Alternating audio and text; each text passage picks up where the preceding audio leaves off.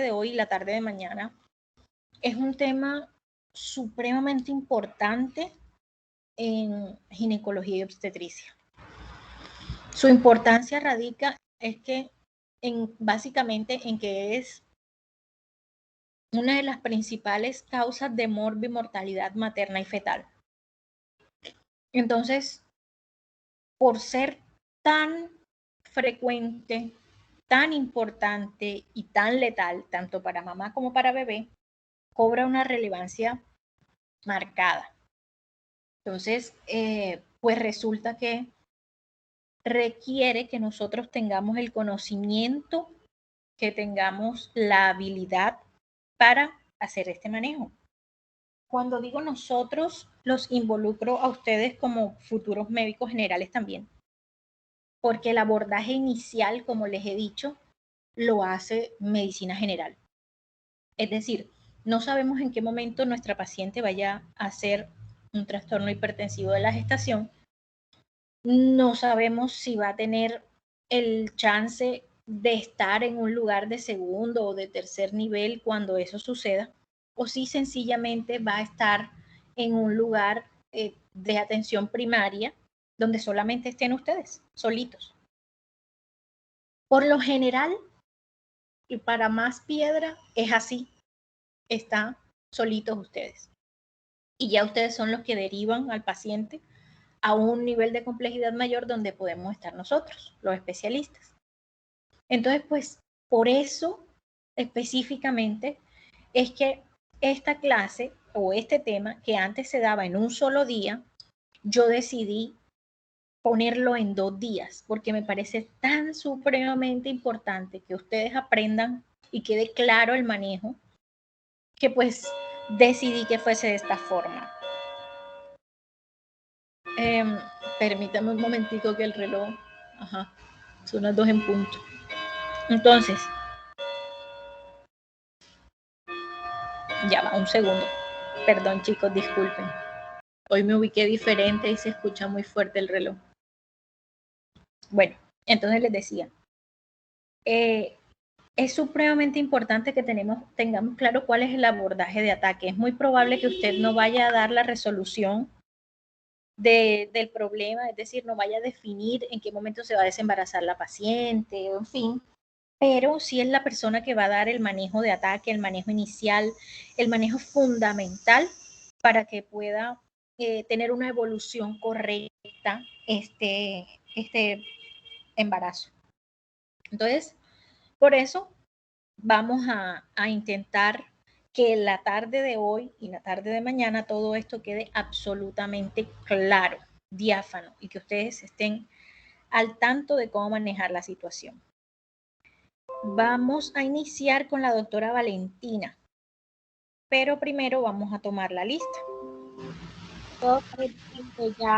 Ya nos pusimos de acuerdo y mañana después de la clase pues hacemos el quiz. ¿A las 4? ¿Sí? ¿A las 4? O bueno, si quieren yo puedo ponerlo un tantito antes, digamos 3:50. Los libero tipo 3:45 para que no tengan problema con la clase siguiente. No sé, ustedes me dicen. Pues sí, Doc, por mí está bien, no sé qué dicen los demás, sí. Porque como de todas maneras tienen que pasarse a la otra clase de una, entonces pues me da como cosita que vayan a llegar retrasados.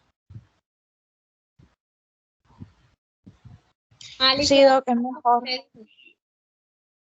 Listo, entonces 3:50 les abro. Ya ahorita mismo yo les organizo para que se les abra a las 3:50 y ya ustedes puedan hacerla sin ningún inconveniente. ¿Listo? Ok, entonces, bueno. Vamos a tomar la lista. Aquel Fabián. Presente, doctora.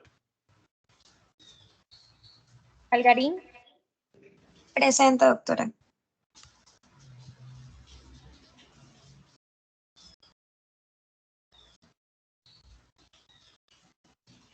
Altaona. Presente, doctora.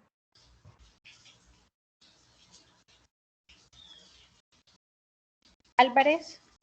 Lisette, Presente, doctora. Arteaga, Presente, doctora. Ballén, Presente, doctora. Benjumea, Presente, doctora. Bertel, Presente, doctora. Bonet, Presente. Brochero, Presente, doctora. Vuelvas, Presente, doctora. Caicedo,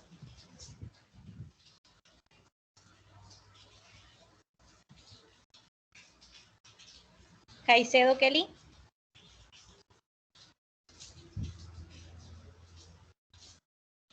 Kelly Caicedo Becerra,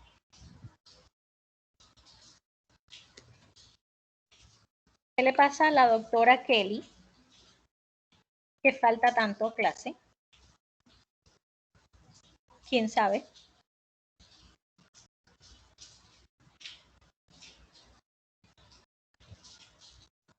Cárdenas Laura,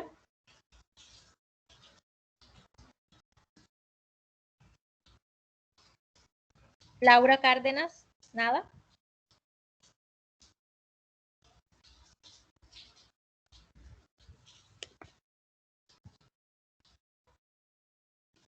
Castro Betsy, Presente, doctora.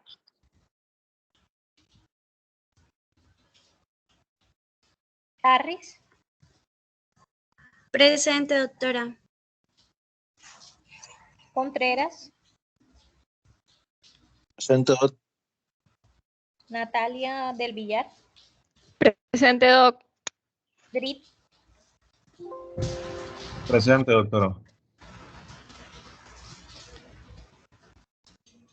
Durante, Presente, doctora. Fontalvo, Presente, doctora. García, García Subirós, Presente, doctora. García Tejeda,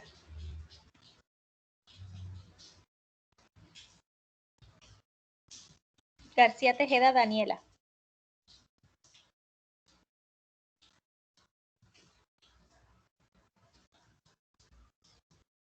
Daniela, nada. Doctora, disculpe, Laura Cárdenas aquí. Qué pena. Ok, doctora. Doctora. Doctora. ¿Sí? Hablo con Caicedo, es que no me había podido conectar. Perdón, no te escuché, discúlpame. Que habla con Caicedo, que ahorita no me había podido conectar. Ok. Gutiérrez Angie, Presente, doc.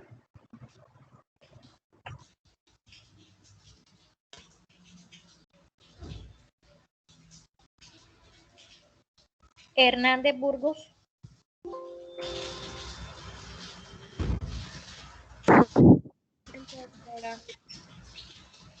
Hernández Pacheco, Doctora, disculpe, sí. es que tengo problemas con mi audio, soy García Daniela. Ok, Daniela, Ok, gracias. vale. Herrera Camila, Presente. Lacutir, Presente, doctora. Lemus,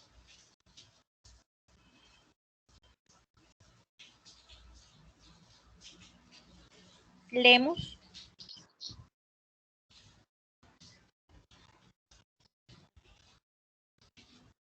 Lemus, ¿estás conectado?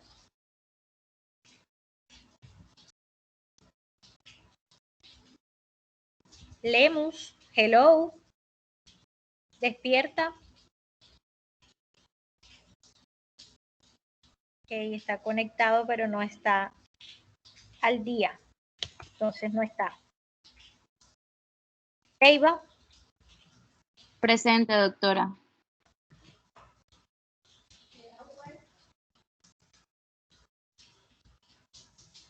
Martínez, Presente, doctora. Mendivil, Presente, doc. Mesa, Presente, doctora. Molano, Presente, doctora. Molinares, Presente, doctora. Montaño, Presente, doctora. Morales, Presente, doctora. Moreno, Presente, doctora. Pavón, Presente, doctora. Pacheco, Presente, doctora. Palís, Presente, doctora. Pestana, Presente, doctor. Prieto, Presente, doctor.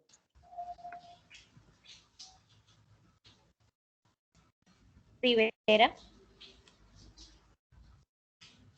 Presente, doc. Rodríguez, Presente, doctor. Rueda, Presente, doctora. Salas Díaz, Presente, doctora. Salas Navarro, Presente, doctora. Salcedo, Presente. Vargas, Presente, pero no sé si Vargas Henry o Valentino. Vargas Valentina, Sí, presente. Vargas Henry, Presente, doctora. Vidal,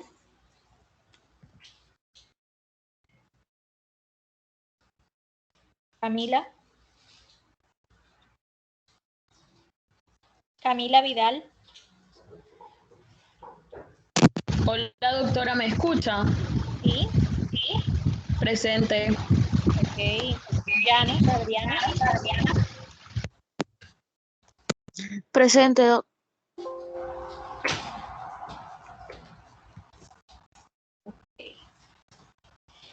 eh,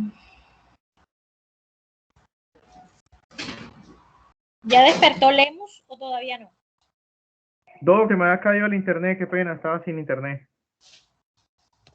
Ok.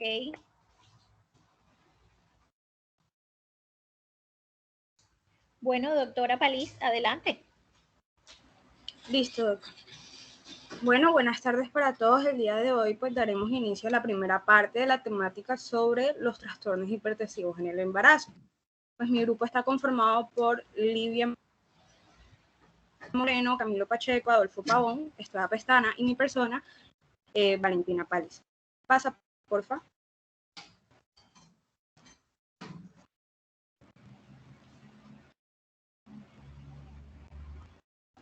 Ya pasó. No sé. Sí, ya pasó. Ok, yo no le veo, pero igual voy a continuar.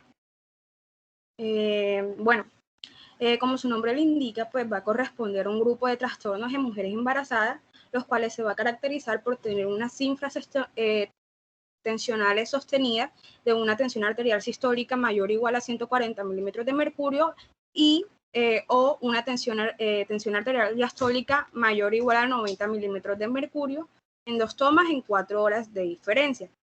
Estos trastornos hipertensivos del embarazo se van a diferenciar por sus semanas de gestación y si estos causan daño en órgano blanco o no. Tenemos las subdivisiones de este tipo de trastornos que se van a dividir en hipertensión gestacional, en el cual decimos que esta hipertensión gestacional es dada a partir de la semana 20, pero esta es la única característica de esta. No va a proceder con ninguna otra tipo proteinuria o algún signo clínico característicos de las otras. Encontramos la preeclampsia, que esta es básicamente una una hipertensión dada después de la semana número 20 de gestación, pero aquí sí vamos a encontrar la añadidura de proteinuria, trombocitopenia, disfunción hepática, insuficiencia renal crónica, edema pulmonar, entre otros tipos. Encontramos también la hipertensión gestacional crónica, que es aquella hipertensión que se da antes de la semana número 20 y que prosigue durante la gestación. Y encontramos pues la preeclampsia con hipertensión arterial crónica, es aquella paciente que presenta una hipertensión antes de la semana número 20 y después de la semana número 20 pues se asocia con proteinuria. Pasa, porfa.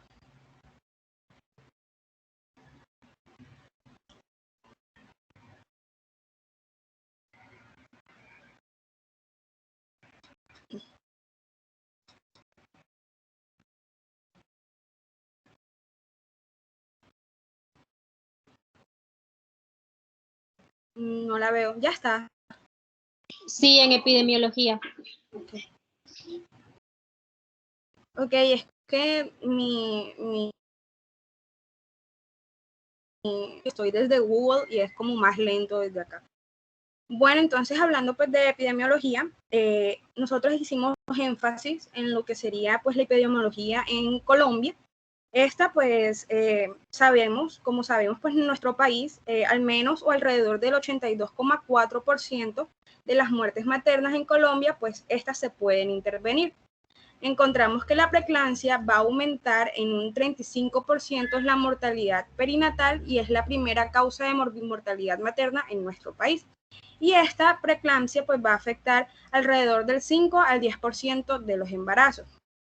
Se han descrito en varios estudios que esto se debe a que hay varios errores en la atención a los pacientes en cuanto a calidad deficiente en la atención o con un manejo inadecuado de la sospecha, con un diagnóstico inoportuno o con uso de sulfato de magnesio inoportuno o a destiempo.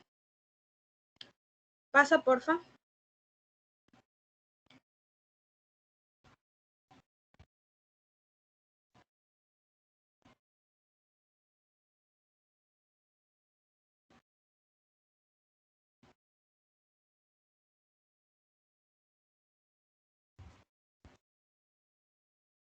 Bueno, ahora hablando un poco más sobre los factores de riesgo, los vamos a subdividir en alto riesgo, moderado y bajo. En alto riesgo podemos encontrar factores como lo que sería una historial de la preeclampsia, una hipertensión crónica, diabetes mellito tipo 1 o tipo 2, enfermedad renal crónica o enfermedad autoinmune. En unos factores de riesgo tipo moderado, encontramos que está asociado a la multiparidad, embarazo múltiple, una obesidad con un índice de masa corporal mayor a 30, limitaciones sociodemográficas, una edad mayor a 40 años, un RCIU o evento adverso durante el embarazo.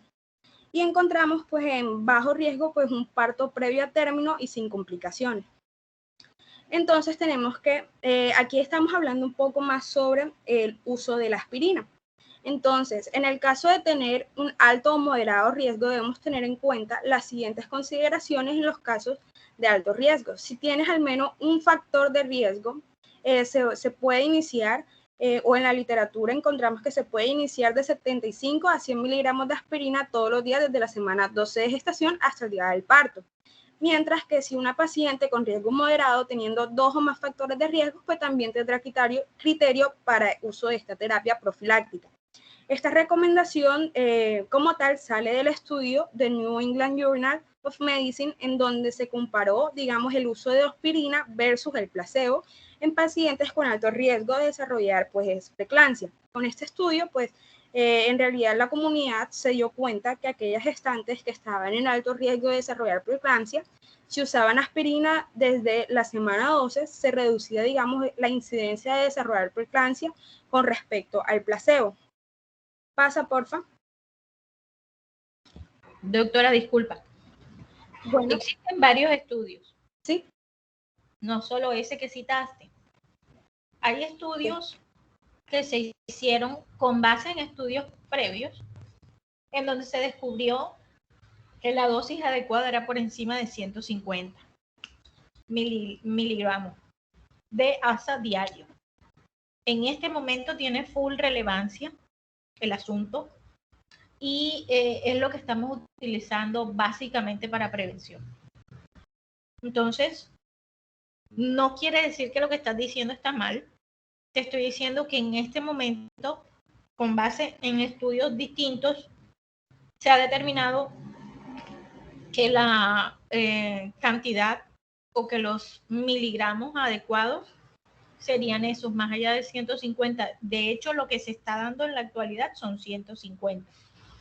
Esto lo hacemos administrando un medicamento que se llama Eclan, es nuevo, que ya tiene esa dosis y es propio para las embarazadas. Ustedes saben que hay cardioaspirina y un montón de cosas que tienen propias para el manejo de los procesos cardiovasculares. Pero este pues es específico para embarazadas. Sin embargo, pues obviamente en las EPS eso no nos lo van a proveer, así que lo que usualmente estamos utilizando es el ASA, pero entonces le damos una tabletica y media en las noches. Era eso lo que quería aportarte. Listo. Doctora, disculpa Valentina, pero sí en esos estudios que usted comenta, sí se continúa administrando a partir de la semana 12. Sí. De hecho, lo ideal es que sea el inicio de la administración antes de semana 16, porque puede que a semana 12 no arranques por varios factores. Los primeros, pues es que muchas veces la paciente entra tarde al control, pero se ha detectado en esos estudios, que definitivamente para que tenga un eficaz efecto, pues tiene que ser utilizado antes de semana 16, algunos dicen semana 14. Ya después de eso, o sea, si el inicio se da ya después de eso, pues ya pierde muchísimo la eficacia.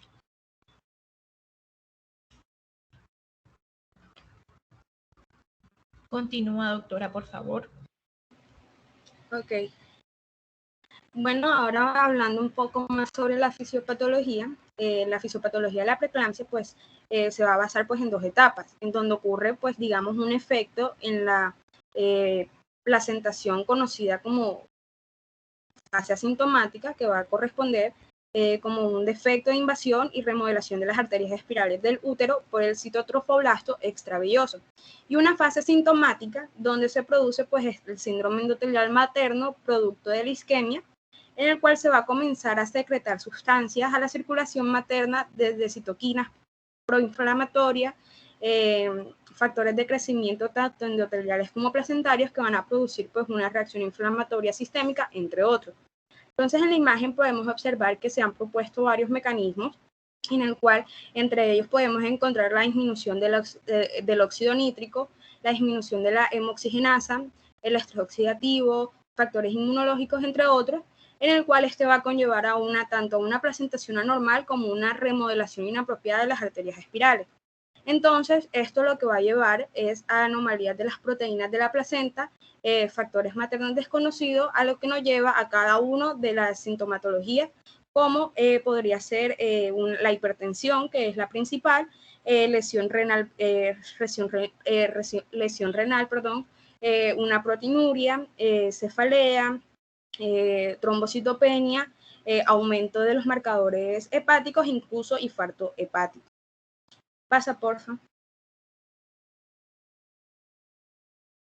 Bueno, en su clasificación, decimos que esta se va a clasificar tanto como leve o como grave. Ya posteriormente estaré hablando con o sin criterios de severidad. Decimos leve o sin criterios de severidad, o grave con criterios de severidad. Decimos que la preeclampsia leve o grave no va a sugerir pues la existencia de dos enfermedades totalmente diferentes. Ambas pueden evolucionar incluso a una insuficiencia multiorgánica e incluso a la muerte. La eclampsia y el síndrome de HELLP son complicaciones importantes de la preeclampsia, y cuando estas dos están presentes, o cualquiera de las dos está presente, la preeclampsia se va a considerar grave. Entonces, decimos que hay una preeclampsia grave cuando hay una presión arterial sistólica mayor o igual a 160 milímetros de mercurio o una presión arterial diastólica igual o mayor a 110 milímetros de mercurio, pues en 2 tomas separadas. Encontramos una proteinuria de 24 horas, cefalea intensa o persistente, visión borrosa, diplopía o manchas flotantes, un edema pulmonar o cianosis. Podemos también verlo asociado a dolor epigástrico o en el hipocondrio derecho, de recién comienzo y persistente. También se encuentra relacionado con la preeclampsia grave, pues los vómitos, la trombocitopenia, evidencia de anemia hemolítica. Inclusive puede afectar al feto, como sería el retraso del crecimiento intrauterino y sufrimiento fetal. Pasa, porfa. Doctora, espera, antes de que pases, hay algo aquí importante. Lo que colocaste ahí. No había otro cuadro. Habían 2 cuadros, Doc, no se puso el otro. ¿Pasa? Bueno, pásalo, no sé. No, al anterior, para poder explicar. Pensé que se iba a mostrar. Bueno, okay, tenemos una... Permíteme un segundo, permíteme un momento que quiero hacer una claridad. Sobre la preeclampsia, han actualizado muy frecuentemente lo que son lo que es la clasificación con base simplemente en el cambio en el nombre. Entonces, lo que tú estás diciendo no está tirado de los cabellos, o sea, eso que ustedes colocan ahí como leve o grave, no está tirado de los cabellos y es una actualización que hicieron relativamente, no del todo, pero relativamente actualizada. Lo que pasa es que luego de esto la cambiaron otra vez y la dejaron como preeclampsia o preeclampsia con criterios de severidad. ¿Por qué lo hicieron? Lo hicieron pensando en que si ponían leve, estaban como alentando a que la paciente o el médico pensasen que esto es una patología sin importancia, una patología pues banal, y que no le dieran como la relevancia del caso. El hecho es que por eso decidieron cambiarlo y darle como una gramática distinta, simplemente con el objetivo de hacerlo más llamativo solamente. Los criterios siguen siendo la misma cosa y eso, pero pues la parte gramatical la cambiaron para ese efecto. ¿Por qué te detengo para decir esto? Porque hay algo importante que hay que saber, y es que una paciente inicia con una preeclampsia, como lo estás poniendo tú ahí, leve, pero la mayor parte de las veces esta no se estanca allí, sino que continúa progresando y llega a un proceso grave. Es decir, lo que quiero dejar claro es que una paciente que padece preeclampsia no se detiene ahí solamente en preeclampsia y no más, sino que siempre va a progresar hacia la severidad. Y por eso es supremamente importante que nosotros le hagamos énfasis a la señora en que esto no es cualquier pendejada, cualquier gripa, cualquier cosita, y que ella la puede tomar de larín larán y no prestarle atención, no darle el seguimiento y la importancia que requiere. Entonces, ese énfasis lo hacemos básicamente nosotros mismos cuando le explicamos a nuestra paciente. No sé si ustedes han logrado escuchar ahora en el transcurso de sus rotaciones que siempre hay una paciente que les dice, no, es que yo tuve síntomas de preeclampsia. ¿Qué quiere decir eso? Quiere decir que a ella nunca nadie le dijo qué tan severo era. Nunca nadie le hizo énfasis en que no es que sean síntomas de preeclampsia, o tienes o no tienes preeclampsia, punto. O tienes un trastorno hipertensivo de otro tipo, pero bajo cualquier circunstancia es un proceso bastante delicado y es un proceso que te pone en riesgo tanto para este embarazo como para los embarazos subsiguientes, pues como ya lo vimos en los factores de riesgo que la compañera estaba mencionando. Entonces, ¿cuál es el objetivo, pensarán ustedes, entonces de que yo haga esa clasificación? Porque sencillamente no le pongo preeclampsia y ya. y lo dejo así, y ya sé que tengo que darle un manejo súper bueno, súper efectivo, tengo que estar muy al pendiente del paciente, etcétera, etcétera. La respuesta es sencilla. Nosotros lo clasificamos en estas dos grandes familias como sin criterios de severidad y con criterios de severidad por una razón. Y es que según las cifras tensionales y estos criterios de severidad, así vamos a tomar la conducta. Obviamente, aquella que ya está en la parte más avanzada de la enfermedad, que sería la que tiene la preeclampsia grave, el manejo es mucho más agresivo y está encaminado a desembarazar la paciente independientemente de la edad gestacional que ésta tenga. Mientras que si está en los estadios más leves o en los estadios iniciales, por decirlo de alguna forma, el tratamiento se hace más encaminado en evitar que se llegue o que se progrese a esa severidad y tratar de llevar al bebé lo más lejos que sea posible. Es decir, el manejo de la preeclampsia sin criterios de severidad está encaminado a que la paciente llegue por lo menos a semana 37 de la gestación. Entonces, por eso quiero que ustedes agarren este momento y de toda la información que están recibiendo, pues obtengan como esta valoración sobre lo que es la clasificación, para que con base en eso puedan cimentar lo que viene con respecto a el tratamiento de la paciente.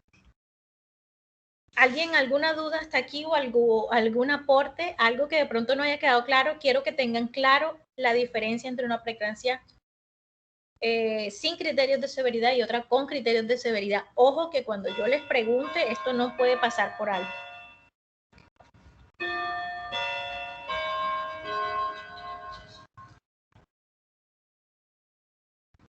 ¿Nada? Listo.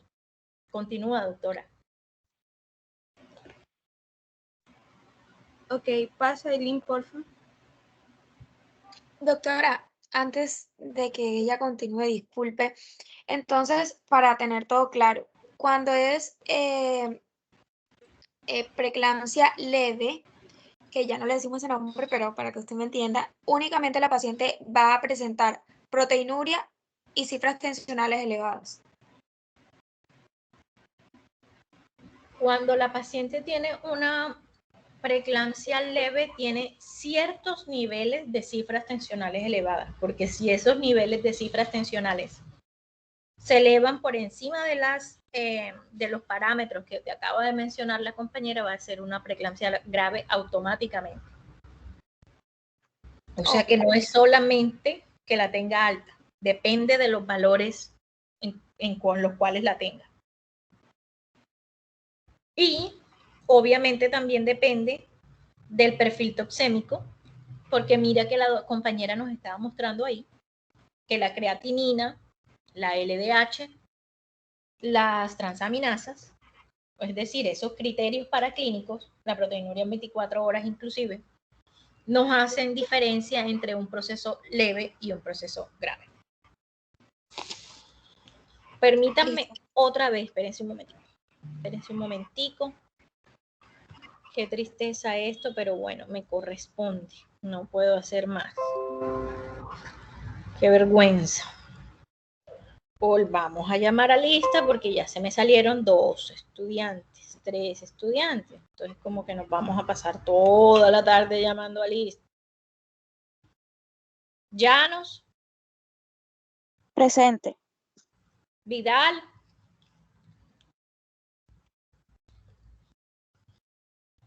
Le cae la madre al que avise. Vidal, Camila. Señora. Aló. ¿Sí? ¿Estás aquí? Sí, señora. Ok. Aló. Ya, ¿Sí Vidal. me escucha? Sí, sí te estoy escuchando. Ok. Vargas. Presente, doctora. Aquí, doctora. Los 2 Vargas, listo. Salcedo. Presente, doctora.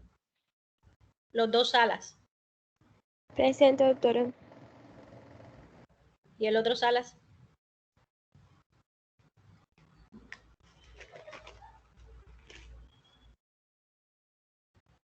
Salas, Eduardo Luis.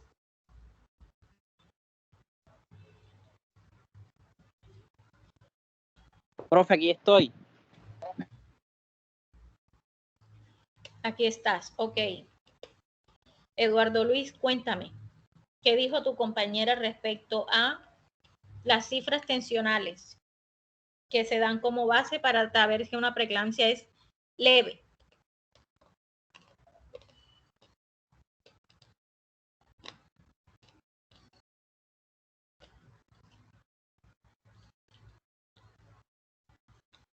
¿Cómo, profe? Repítame, es que estoy escuchando entrecortado. No sé. ¿Qué dijo tu compañera cuando una preeclampsia es leve, con base en cifras tensionales? 140-90. ¿De 140 a 90 a dónde? ¿Cómo, Doc? No es hasta la ¿qué? Hasta las 37. ¿Hasta las 37 qué?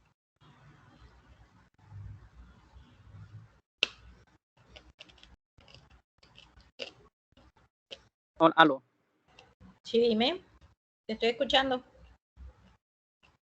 Doc, creo que fue hasta las 37. ¿Hasta las 37 qué, mi amor? No te entiendo. Hasta las 37 más. No, te estoy hablando del rango de cifras tensionales. O sea, fue de 140 a 160. Uh-huh. El rango. Ajá. Esa es la mitad de las cifras tensionales, según entiendo yo. Solo la sistólica y la diastólica.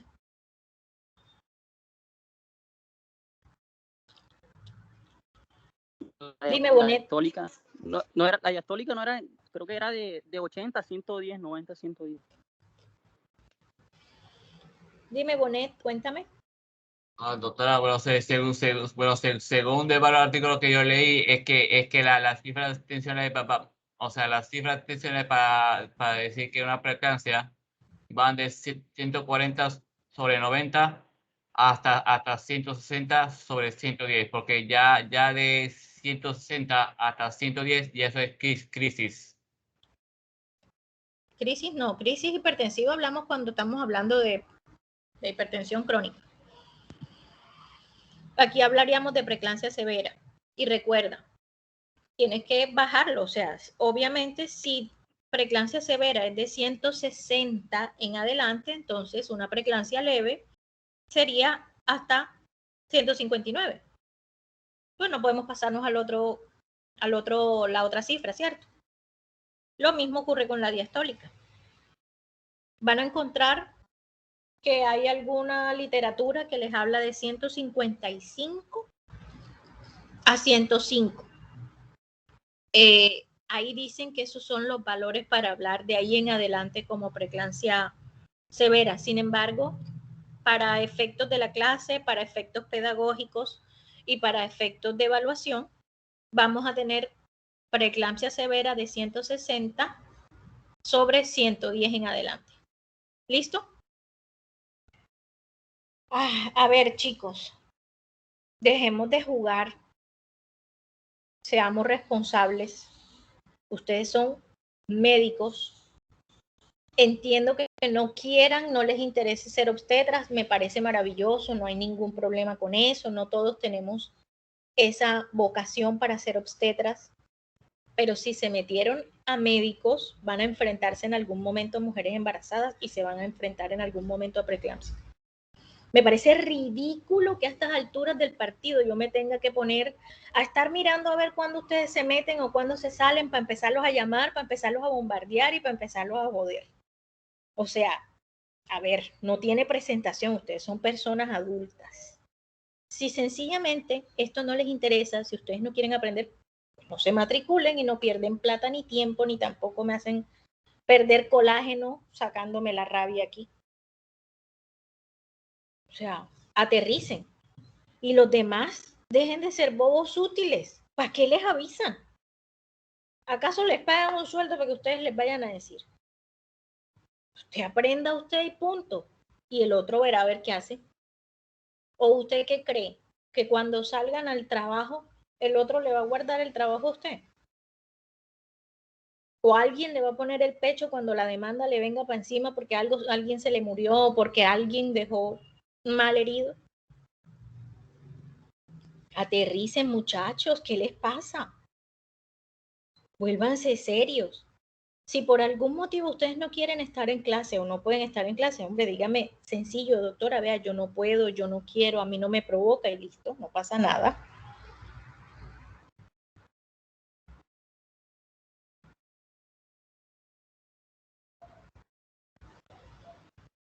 Continúa, doctora Paliz, por favor.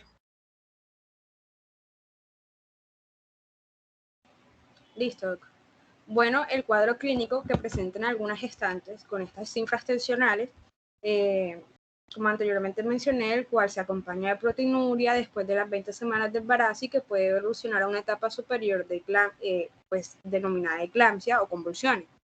El inicio de los síntomas es gradual en algunos casos, mientras que otros van a proceder a complicaciones mortales en cuestión de horas.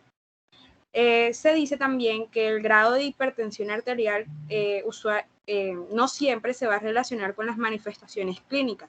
Por lo tanto, no se considera pues, la toma de presión como un marcador de sintomatología y se debe tener alta sospecha en aquellas pacientes que inclusive solo presenten, digamos, una clínica sugestiva.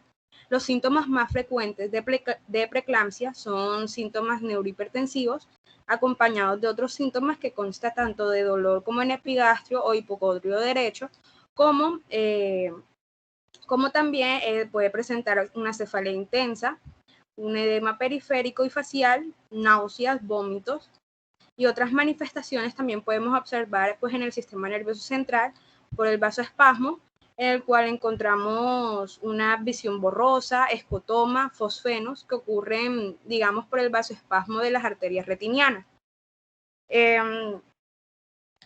Aunque está bien definido el espectro clínico de las manifestaciones más frecuentes, se debe tener una alta sospecha en aquellas pacientes en las que podrían presentarse una sintomatología atípica.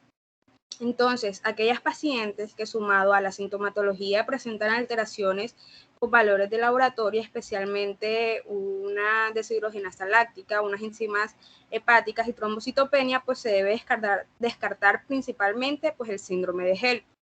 Entonces, una vez que se llegue esa materna con manifestaciones clínicas que acabo de mencionar, debemos tomar la presión arterial ya sea sentada por lo menos 5 minutos antes de la medición. Encontramos unos síntomas de alerta, como anteriormente mencioné, que también se ve asociado como el edema en pies o tobillos. Las pacientes refieren que han subido de peso en solo una semana, dolor muy fuerte de cabeza persistente, sensibilidad a la luz o pérdida inclusive temporal de la visión, un dolor intenso al palpar la parte superior del abdomen o justo debajo de la costilla derecha, dificultad para respirar y náuseas o vómitos después del primer trimestre. Pasa, porfa.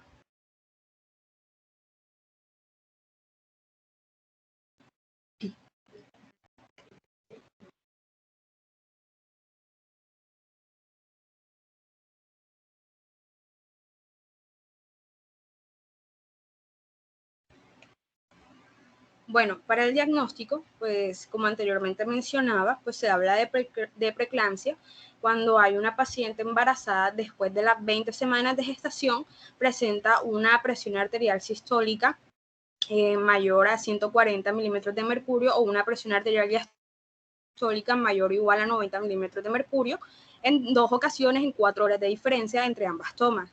Además, también se puede evidenciar una proteinuria mayor a 0,3 gramos en una orina de 24 horas o un índice de proteína de creatinina mayor a 0,3 miligramos. También encontramos pues una paciente que presenta pues prodromos de eclampsia, como lo que sería una hiperreflexia o alteraciones visuales, estupor o epigastralgia o dolor en el hipocondrio derecho, o como anteriormente mencioné, náuseas o vómitos. También va a presentar o puede presentar una oliguria de menor a 500 mililitros en 24 horas. También esta puede presentar una trombocitopenia menor a 100.000. También puede haber una hemólisis, y también podemos asociarlos a, también se puede asociar a lo que sería, pues, principalmente la semana de gestación número 20. Entonces también podemos encontrar la proteinuria, que se puede ser diagnosticada en 24 horas mayor a 300 miligramos a 0,3 gramos, que es el gol estándar de esta afección. Pasa, porfa.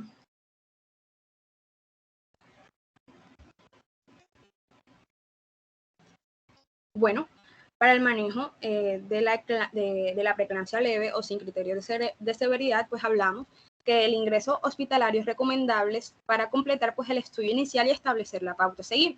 Esto no es imprescindible si el feto pues presenta pruebas de bienestar fetal correcta o si las pacientes sigue correctamente los controles pues en su domicilio. Se le va a sugerir a la paciente pues que tenga un reposo relativo y dieta normal, ya sea normocalórica, normosódica y normopotreica, a no ser de que tenga otra patología pues que la contraindique. Le vamos a dar a esta paciente pues información sobre los síntomas prodrómicos de eclampsia y preeclampsia, al cual al tener al menos uno de ellos pues se le va a sugerir que recurra a urgencias.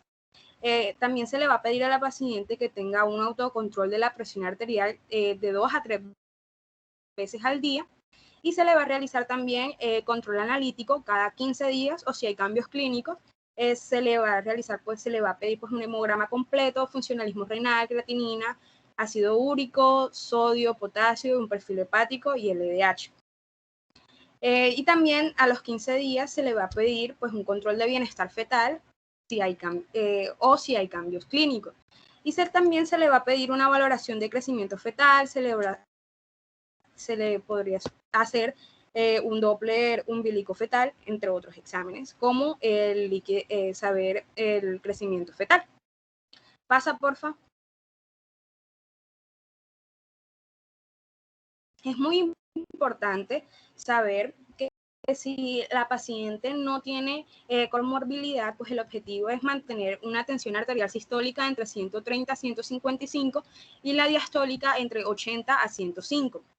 Se va a iniciar tratamiento en aquellas pacientes en que no se pueda realizar un control adecuado, y si existe una comorbilidad, el objetivo es mantener las tensiones arteriales sobre 130 a 145 y la diastólica entre 80 y 95. Se pueden utilizar diferentes fármacos. La elección pues depende del médico. Hay médicos que usan pues la betadol como primera elección, como hay otros que utilizan pues el alfametildopa. Y pues el manejo de pues se va a dar una finalización a la gestación a las 37 y 38 semanas, pues en función del BISHOP, del pronóstico del parto y de la situación clínica de la paciente. Pasa, por favor.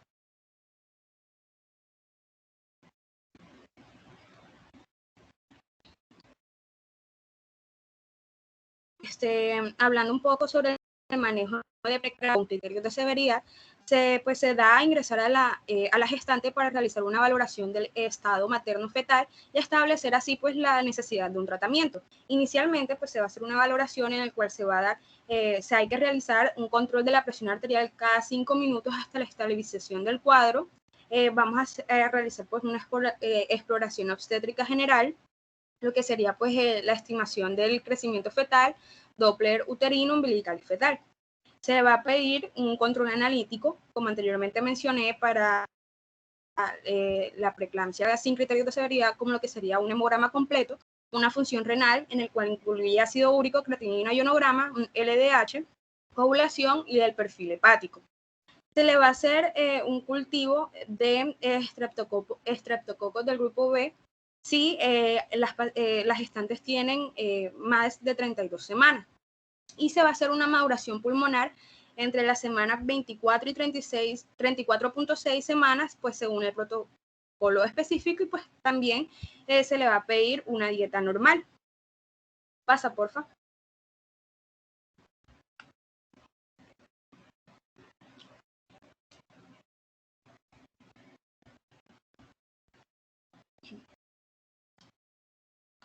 Bueno, vamos a ver la necesidad de valorar el tratamiento farmacológico pues en esta hipertensión. El tratamiento de la hipertensión severa, al cual denominamos anteriormente, que es mayor a 160-110, pues el tratamiento de esta hipertensión es el objetivo prioritario pues en una preeclampsia grave. El objetivo es conseguir pues en las tensiones arteriales sistólica entre 140 y 155 y la diastólica entre 90 y 105 con la mínima dosis eficaz posible.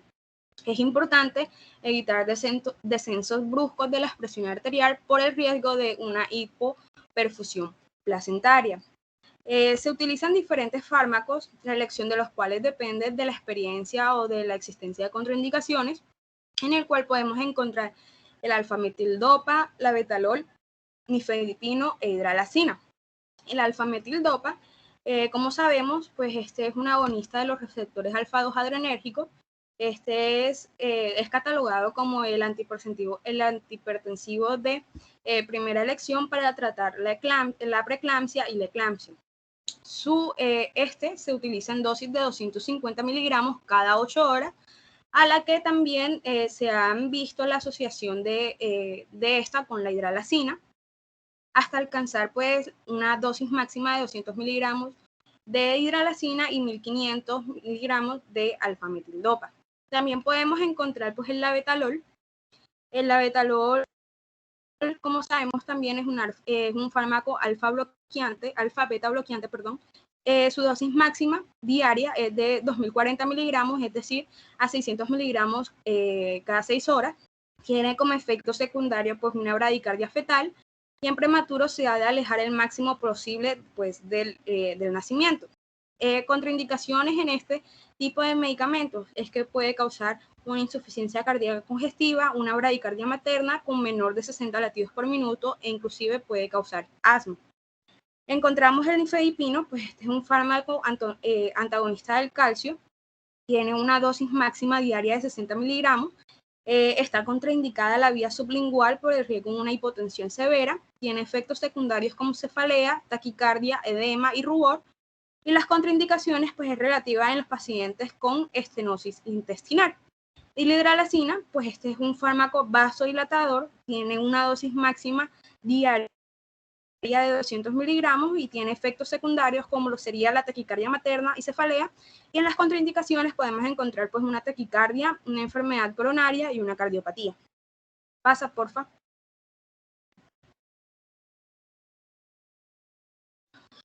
Bueno, para los controles posteriores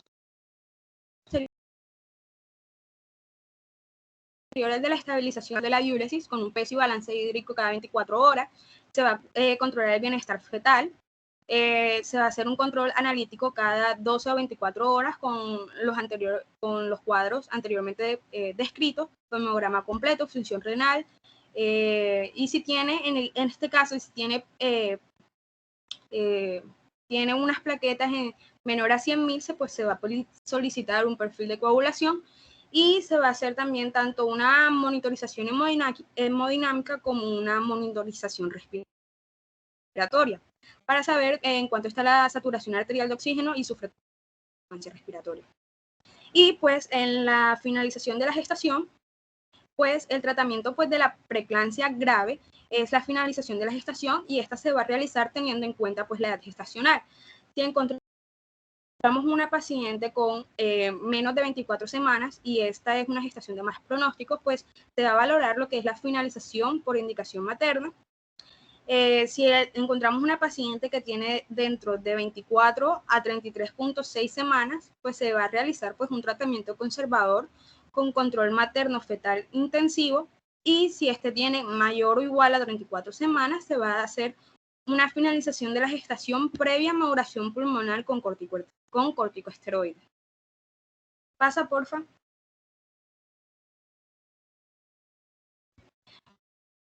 Bueno, con la prevención anteriormente mencioné, pues la evidencia de múltiples metaanálisis realizados demuestran que al comparar el uso de aspirina versus el placebo existe un beneficio evidente con el uso del primero. A pesar de su beneficio preventivo, la aspirina no se administra a todas las embarazadas. Se recomienda iniciar profilaxis en mujeres, mujeres con alto riesgo de padecer preeclampsia, quienes recomiendan pues utilizar una profilaxis en pacientes con factores de riesgo como embarazos múltiples, antecedentes de embarazo previo con preeclampsia, hipertensas crónicas, diabéticas, nefrópatas y pacientes que padecen de alguna enfermedad autoinmune, lupus y síndrome antifosfolípido. Y también, usualmente también, ahora pues el uso del calcio por su efecto de producir óxido nítrico también ha sido considerado efectivo en la práctica clínica como medida preventiva sin tener tanta eficacia como la aspirina. Pasa, porfa.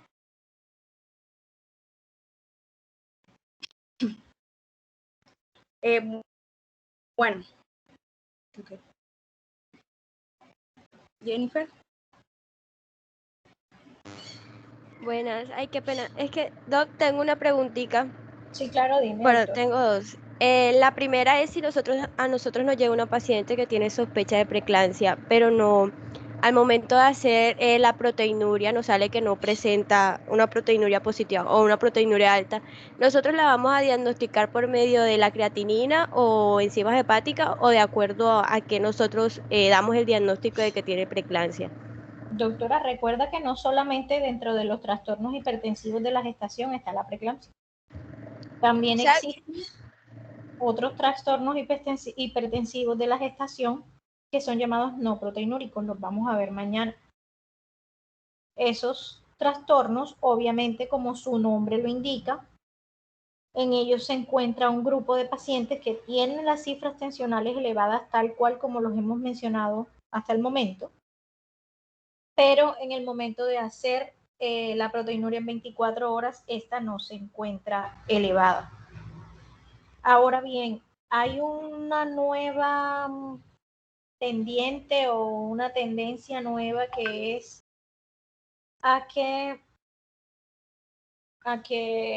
no necesariamente por la proteinuria en 24 horas se diagnostique la preeclampsia o no. Ya tú lo diagnosticas como un trastorno hipertensivo de la gestación y luego de esto lo clasificas, como sea que más adelante se presente el asunto. ¿Sí me entendiste? O sea que ya lo descartaría o tendría que ver cómo evoluciona si de pronto la hipertensión gestacional. No, tú nunca descartas el trastorno hipertensivo de la gestación porque no haya proteinuria en 24 horas. Escúchame lo que te estoy diciendo. Siempre que cumpla con el criterio de tener hipertensión, es un trastorno hipertensivo de la gestación. La proteinuria en 24 horas es para saber si hay o no hay preeclampsia, pero el paquete de los trastornos hipertensivos son varios. Está la hipertensión crónica con preeclampsia sobreagregada, la preeclampsia, la eclampsia y los trastornos hipertensivos no proteinúricos, que son estos que te estoy hablando, o hipertensión transitoria de la gestación, es lo mismo. Es decir, la paciente sí tiene el trastorno hipertensivo, solo que no ha llegado a desarrollar la proteinuria. Es decir, no vas a hablar, a esa paciente no le vas a poner el título, es preeclántica porque no cumple con el criterio, pero sí le vas a poner el título trastorno hipertensivo de la gestación, tipo no proteinúrico o preeclampsia transitoria. Obviamente mañana vamos a ver qué otros criterios hay para que tú digas que esa paciente cumple con ese criterio. ¿Sí me entendiste? Sí, era lo que quería saber, o sea, saber si de pronto yo podía decir que una paciente era preeclántica solamente si no tenía proteinuria, pero ya sé que debe tenerla sí o sí obligatorio. O sea, para poder ser... Puede no ser preeclántica, pero tiene trastorno hipertensivo. Ajá, o sea, tiene el trastorno, pero no ha llegado a preeclampsia, no la no la puedes catalogar como preeclántica. Pues. ¿La otra? Y otra pregunta, la otra era que respecto a al tratamiento profiláctico con el calcio específicamente se debe dar solamente si tiene los valores bajos de calcio y si es menor de 16 años. Ahí no deberían entrar las pacientes que son de mayor edad, sobre todo las que todas son se da? mayores de 35, a cualquiera. A todas les damos, todas las pacientes en la gestación nosotros le damos requerimientos de calcio, le damos calcio normal, así como le damos el hierro, el sulfato ferroso, así mismo le damos el calcio. Listo. Gracias, doctora. Ok, doctora Daniela. Doctora, yo tengo la duda de si, por ejemplo, nos llega una paciente que tiene, uno, tiene antecedentes de preeclampsia. 2, está con cifras tensionales de 150, 100. Y 3, no conocemos, o sea, la paciente no ha tenido un control prenatal. Usted, o sea, la impresión diagnóstica sería de preeclampsia, hasta que se demuestre lo contrario. Doctora, cuando la paciente llega con cifras tensionales elevadas, obviamente tienes primero que saber cuál es la edad gestacional. Eso es básico para saber cómo catalogarla. No, o sea, la paciente llega con cifras tensionales elevadas, tiene semana 20, pero no tiene control y tiene antecedentes de preeclampsia en su embarazo anterior. Pues yo lo catalogaría como un trastorno hipertensivo de la gestación a clasificar. Sin embargo, te puedo decir que si está en semana 20 así rasandito, lo más probable es que sea una hipertensión crónica. Porque para que se desarrolle una preeclampsia tan rápido, o sea, un trastorno de la presión tan temprano en el embarazo, tiene que haber otra cosa diferente con ella. ¿Qué cosa? Bueno, los factores de riesgo que al principio la acompañaron, los factores de riesgo no, las enfermedades de base o las patologías de base que al principio de la charla la compañera nos mencionaba, o ser una paciente con un embarazo gemelar. De resto, difícilmente vas a tener una paciente con 20 semanas así rasandito y una preeclampsia de una vez.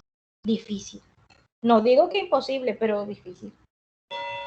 O sea, la preeclampsia la podemos encontrar más que todo como tipo semana 22 y en adelante, más o menos. O sea, sabemos que ya es a partir de semana 20, pero lo más frecuente es que se produzca ya tipo semana 22, 23. Sí, más adelante en el embarazo. Cuando son tan tempranas, generalmente son muy malignas, es decir, son más severas de lo usual. Listo, doctora, gracias. Ok. Vamos a continuar. Sí, doctora Betsy, cuéntame. Hola, doctora. Es que Hola. tengo una pregunta. Lo que pasa es que, o sea, si nosotros tenemos un paciente y la paciente pues tiene más de 20 semanas, la paciente me está cursando con cifras tensionales que son mayores de 140-90, pero la paciente pues me tiene una proteinuria negativa, pero está cursando con unas enzimas hepáticas aumentadas. Entonces, ya en ese caso, yo lo clasifico enseguida como una preeclampsia con criterios de severidad, ¿cierto?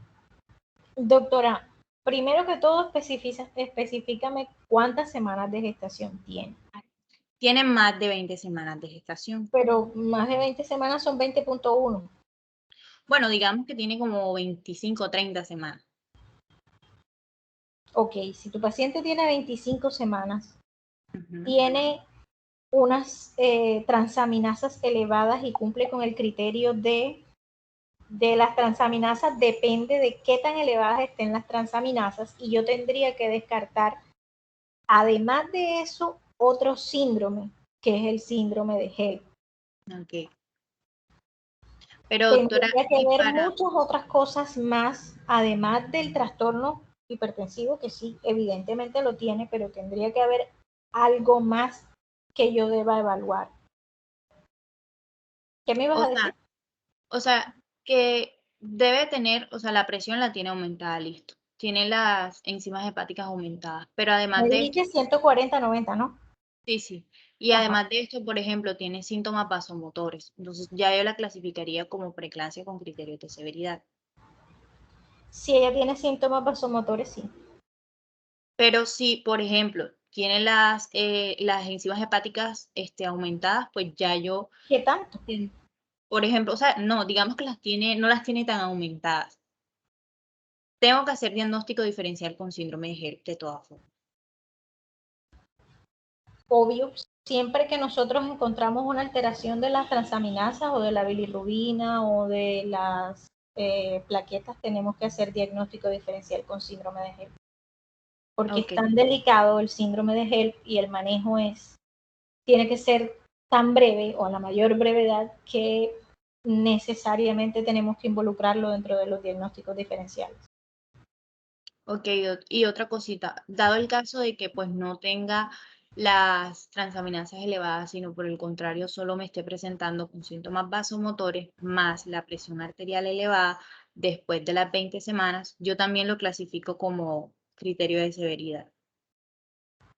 Sí, pero como una clasificación inicial para reclasificar la paciente. Es decir, tu paciente llegó al servicio de urgencia, tiene las cifras tensionales, digamos, 140, 100, no pasa de ahí, supongamos, pero se manifiesta cefalea, fosfenos, acúfenos. Lo que yo debería colocar es un trastorno hipertensivo de la gestación tipo preeclampsia y ponerle el grave interrogado. De entrada, cuando ella me manifiesta los criterios de severidad, yo tengo que creerlos y tengo que decir lo más probable es que sea una grave y la voy a manejar de ataque de esa forma. Sin embargo, no quiere decir que durante los estudios que tú le vas a hacer a la paciente y el tiempo que ella, los 6 horas que debe durar ahí mínimo, esperando que tú le hagas todo el chorrero de cosas, no puedas reevaluar tu diagnóstico y decir, bueno, no era una preeclampsia grave, era una preeclampsia leve. Puede pasar que de pronto en ese tiempo tú logres descartar la presencia de esos síntomas. Claro está que es difícil que la paciente embarazada pues te vaya a salir a mentir con una cosa de esas, pero pues obvio que tú tienes que hacer todo tu chequeo y no es solo lo que el paciente te manifiesta, sino también lo que tú encuentras. Entonces, ahora te pregunto yo, ¿cómo crees tú que podrías evaluar si esos síntomas vasomotores que ella te está manifestando están directamente relacionados con un trastorno hipertensivo o si por el contrario no tienen nada que ver con eso, sino otra cosa? Pues ya en ese caso yo lo que haría es que pues se le realizan todos los exámenes pertinentes y si en el dado el caso en que por ejemplo se le hizo pues una glicemia y la glicemia me sale disminuida, yo puedo relacionar de que dicho, ¿cómo? O no sé si me estoy enredando, pueda deberse pues a una hipoglicemia que está presentando, o creo que me enredé. No estás enredada, estás diciendo cosas que tienen coherencia, pero es que hay una cosa muy específica que yo realizo durante mi examen clínico que me dice si la paciente puede estar teniendo o no puede estar teniendo los síntomas vasomotores están directamente relacionados con que hay una hiperestimulación del sistema nervioso central, porque ellos lo que quieren decir es que ya la paciente va a convulsionar. Eso es lo que eso quiere decir. Es decir, ya va a dejar de ser preeclampsia para convertirse en eclampsia, que es el tema que vamos a ver ahora más adelante. Entonces, existen unos datos clínicos que yo los puedo hacer como médico sencillito, nada más necesito que la paciente esté sentada en el consultorio y las cositas básicas que uno tiene en el consultorio, es más, con un fonendo lo puedo hacer. ¿Qué es eso que yo le puedo hacer a ella que me dice si realmente está excitado ese sistema nervioso central o no? ¿Serían los reflejos en este caso, doctora? Claro, doctor. Son los reflejos osteotendinosos. Si realmente ella, esos síntomas que ella está presentando son porque está excitado el sistema nervioso central, tiene una hiperreflexia. Entonces, yo le hago el reflejo patelar y chao, pescado. Si está bien, por ahí no va la cosa. Si está mal, ahí es otro cuento, ahí es otro cantar. Ok, doctora, muchísimas gracias. Ok. Doctor,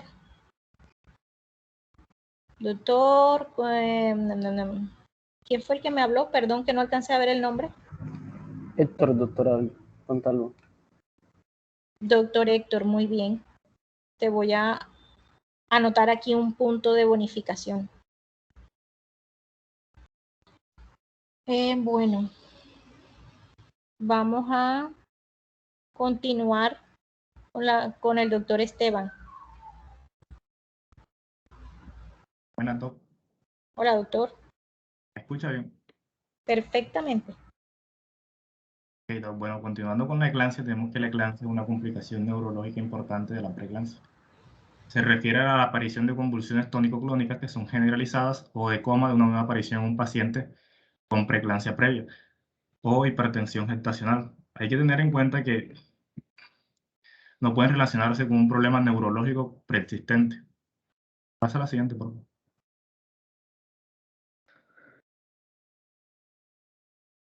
Bueno, en cuanto a la epidemiología, tenemos que en todo el mundo la eclampsia es responsable de 50.000 muertes maternas al año, particularmente en los países en desarrollo. En los países con un buen seguimiento de los embarazos, la incidencia se mantiene estable en torno a 1.8 casos por cada 100.000 nacimientos. Vemos que en los países de altos recursos la incidencia de eclampsia es baja y ha disminuido en 1.5 a 10 casos por cada 10.000 partos, y en los países de recursos bajos y medios vemos que la incidencia varía ampliamente, desde 19.6 casos por cada 10.000 partos. Tenemos que en una revisión de pacientes que no recibieron profilaxis de anticonvulsionantes con sulfato de magnesio, la eclampsia se presentó en un 2 a un 3% de las personas con preeclampsia, con características graves. Pasa a la siguiente, por favor.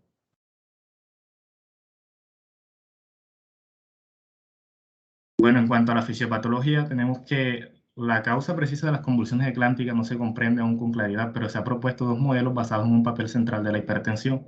Tenemos que el primer modelo de la hipertensión provoca una ruptura del sistema autorregulador de la circulación cerebral, lo que conduce a un estado de hiperfusión, disfunción endotelial, edema vasogénico.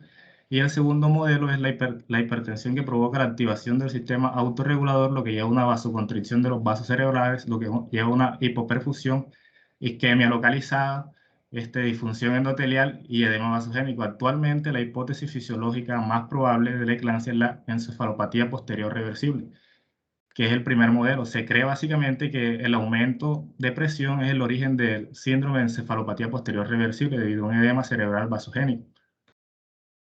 Esto va a provocar lo que es la disfunción de los mecanismos de autorregulación en el cerebro, causando una ruptura de la barrera hematoencefálica. Bueno, sin embargo, aquí, cuando los mecanismos de autorregulación cerebral son superados por el aumento de presión, básicamente se va a producir una vasodilatación cerebral de las arteriolas cerebrales, que va a conducir a una... esta vasodilatación de las arterias cerebrales no van a responder a lo que es el aumento de presión y el incremento de perfusión cerebral. Continuando, básicamente lo que es el flujo sanguíneo cerebral se va a correlacionar directamente con lo que es la perfusión cerebral. Y el resultado de esta vasodilatación va a ser una alteración de la barrera hematoencefálica que va a crear una ruptura de las uniones endoteliales. Y esto va a llevar a lo que es una extravasación del plasma, proteínas en el intersticio y formación de edema cerebral vasogénico. Tenemos que la presencia de las altas concentraciones de tirosina quinasa 1 y el receptor soluble de endoglobina son antiangiogénicos, básicamente, que son circulantes y alteran de forma directa la permeabilidad de la barrera hematoencefálica. Pasa a la siguiente, por favor.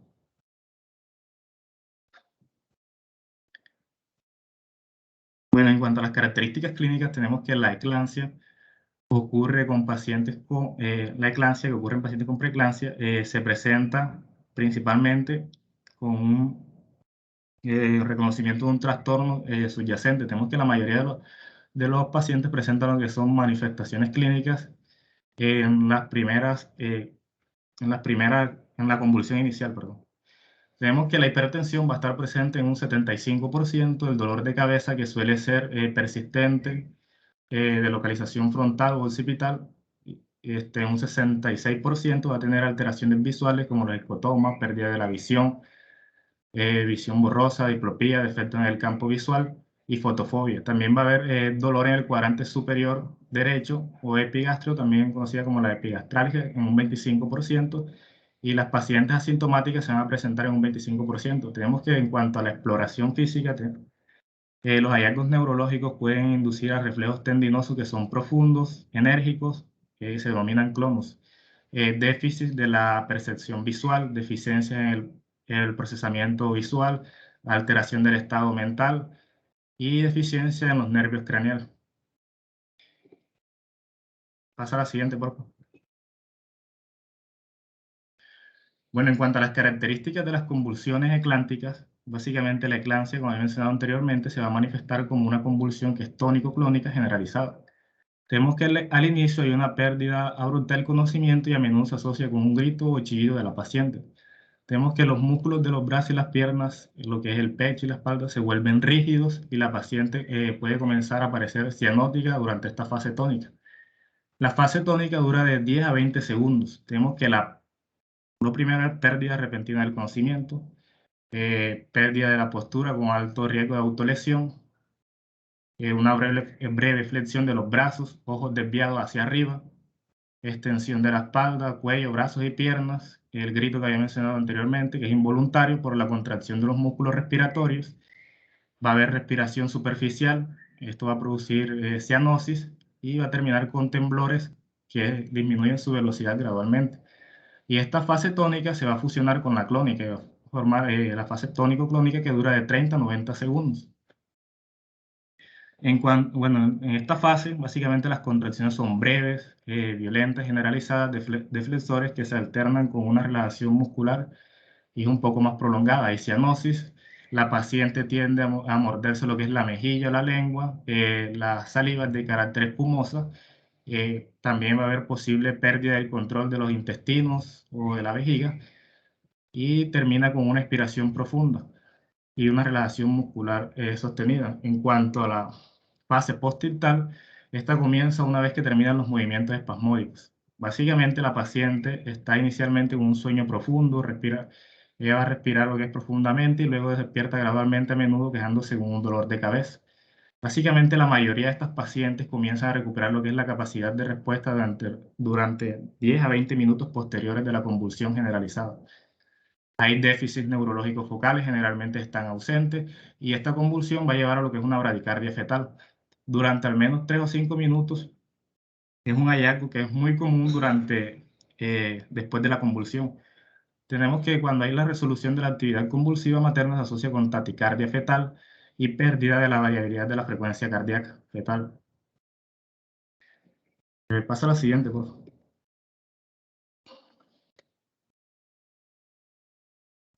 Bueno, en cuanto al diagnóstico, hay que tener en cuenta que en la mayoría de los pacientes la eclampsia es un diagnóstico clínico basado en la aparición de convulsiones tónico-clónicas.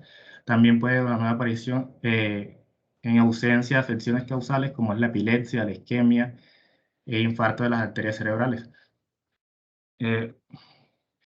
Generalmente, como es relacionada con un trastorno hipertensivo del embarazo, sea preeclampsia, también está lo que es la hipertensión gestacional, con menos frecuencia se producen convulsiones focales o multifocales y puede llegar hasta coma en lugar de una convulsión tónico-clónica. Incluso si no se cumplen los criterios para un trastorno hipertensivo del embarazo, el diagnóstico se puede realizar en una persona embarazada, básicamente con convulsiones que tienen características clínicas y neuroimágenes de un posible síndrome de leucoencefalopatía posterior reversible. Aquí puede asociarse con dolor de cabeza, confusión, síntomas visuales, edema vasogénico, que es localizado en los hemisferios cerebrales posteriores. Pasa a la siguiente, por favor.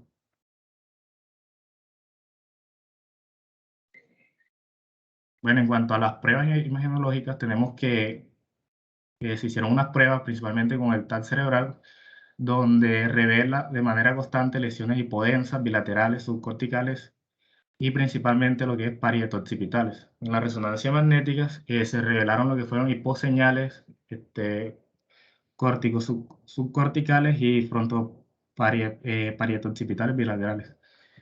Esto se le hizo a una paciente de 28 años con eclampsia que tenía signos clínicos de encefalopatía posterior reversible con visión borrosa antes de la aparición de las convulsiones. Básicamente lo que es las lesiones en las imágenes que podemos observar ahí de la parte A a la D, tenemos que las lesiones cerebrales del edema vasogénico predominan en la sustancia blanca de los lóbulos parietoccipitales, pero también en las partes profundas de los lóbulos frontales, en el tálamo y principalmente en el cerebelo. En cuanto a la imagen E, tenemos que ahí se muestran imágenes, hay una hiperseñal temporooccipital. Y en la imagen F hay un edema vasogénico. Tenemos que en la imagen, en la G, podemos observar lo que es una vasoconstricción y vasodilatación focal. Y en la H, que es la última que podemos observar ahí, tenemos que fue una resonancia magnética de control que se realizó a los 6 días de la eclampsia, que muestra lo que es una regresión completa del edema y con el desarrollo de múltiples lesiones focales de la sustancia blanca. Pasa a la siguiente, por favor.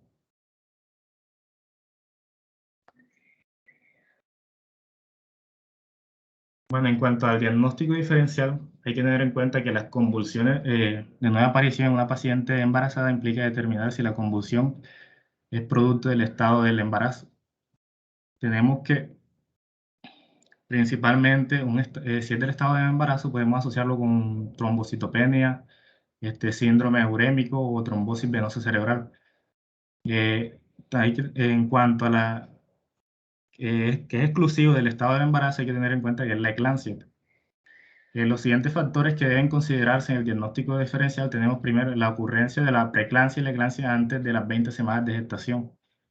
Es muy rara y debería plantearse la posibilidad de un embarazo molar subyacente. En cuanto a los déficits neurológicos persistentes, sugirieron lo que es una anomalía anatómica.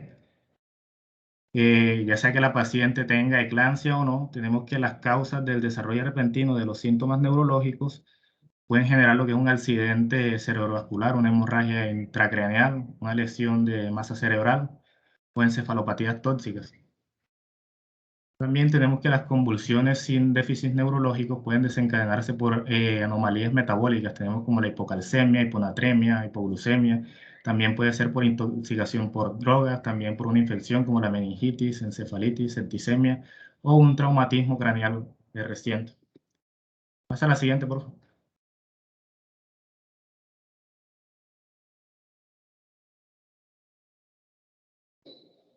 Bueno, en cuanto al manejo, cuando observamos la primera convulsión, tenemos que las prioridades iniciales son mantener lo que es la permeabilidad de las vías respiratorias y prevenir lo que es la aspiración. Tenemos que el manejo se basa en 4 pilares fundamentales. El primero es prevención de la hipoxia y traumas maternos. El segundo es tratamiento de la hipertensión si está presente. Y el tercero es prevención de las convulsiones recurrentes. Y lo último es una evaluación para la pronta entrega a la paciente. Vemos que las pacientes que no mejoran rápidamente después del control de la hipertensión y las convulsiones y no mejoran las convulsiones deben ser evaluadas por el neurólogo. Pasa a la siguiente, por favor.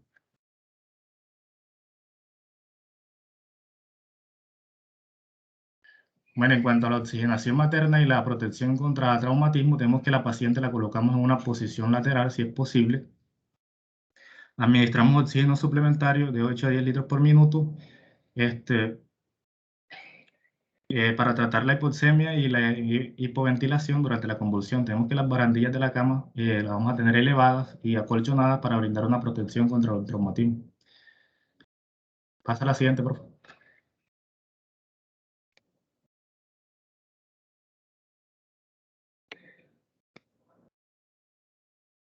Bueno, en cuanto al tratamiento de la hipertensión, se administra para prevenir lo que es un accidente cerebrovascular que presenta entre el 15 al 20% de las muertes en pacientes con eclampsia.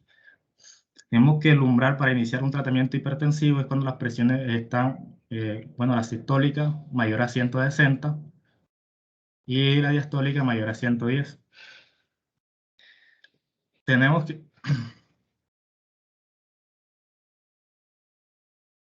que el riesgo de accidente cerebrovascular se correlaciona básicamente con el grado de las tensiones arteriales. Tenemos la vasculatura cerebral de los pacientes con hipertensión crónica preexistente, esas pacientes pueden tolerar lo que son presiones sistólicas más altas sin lesionarse. Básicamente el objetivo de la presión arterial es, debemos mantener una presión arterial, la diastólica entre 85 a 100 milímetros de mercurio y la sistólica por debajo de 160. El primer fármaco que se recomienda es el labetalol intravenoso como un tratamiento de primera línea, porque es muy eficaz y tiene un inicio de acción rápido y tiene un buen perfil de seguridad. Y está contraindicado en pacientes con asma. Vemos que el labetalol Bueno, la dosis inicial es 20 miligramos IV gradualmente durante 2 minutos y debemos hacerle un seguimiento. Básicamente la dosis máxima acumulada de la betalol es de 300 miligramos y vamos a llegar a esta dosis siempre y cuando la paciente no baje sus cifras tensionales. Hay que tener en cuenta que se va a repetir en intervalos de 10 minutos. Por ejemplo, si la presión arterial permanece por encima del nivel objetivo, a los 10 minutos administramos 40 IV durante 2 minutos y ya llevamos lo que son 60 miligramos. Entonces, si la paciente todavía sigue con esas cifras tensionales, tenemos que a los 20 minutos administramos lo que son 80 miligramos IV durante 2 minutos. Y eso nos va a dar 140. Si la paciente todavía permanece con las cifras tensionales, a los 30 minutos administramos lo que es 80 miligramos IV durante 2 minutos. Y si la paciente todavía permanece por encima de ese nivel objetivo, tenemos que a los 40 minutos administramos otros 80 y eso nos va a dar lo que es la dosis acumulada, que es 300 miligramos. En ese caso tenemos que cambiar a otro agente hipertensivo. Aquí el que nos recomiendan es la hidralazina, que básicamente no se recomienda para el tratamiento inicial, pero sí un agente alternativo para la hipertensión resistente en pacientes que no responden adecuadamente, en este caso con el labetalol. Y básicamente la hidralazina la administramos 5 miligramos IV gradualmente de 1 a 2 minutos. Tenemos que la reducción adecuada de la presión arterial es menos predecible con este fármaco. Básicamente repetimos en intervalos de 20 minutos. Si la presión arterial permanece por encima del nivel objetivo, a los 20 minutos administramos de 5 a 10 miligramos IV durante 2 minutos, dependiendo de la respuesta de la paciente.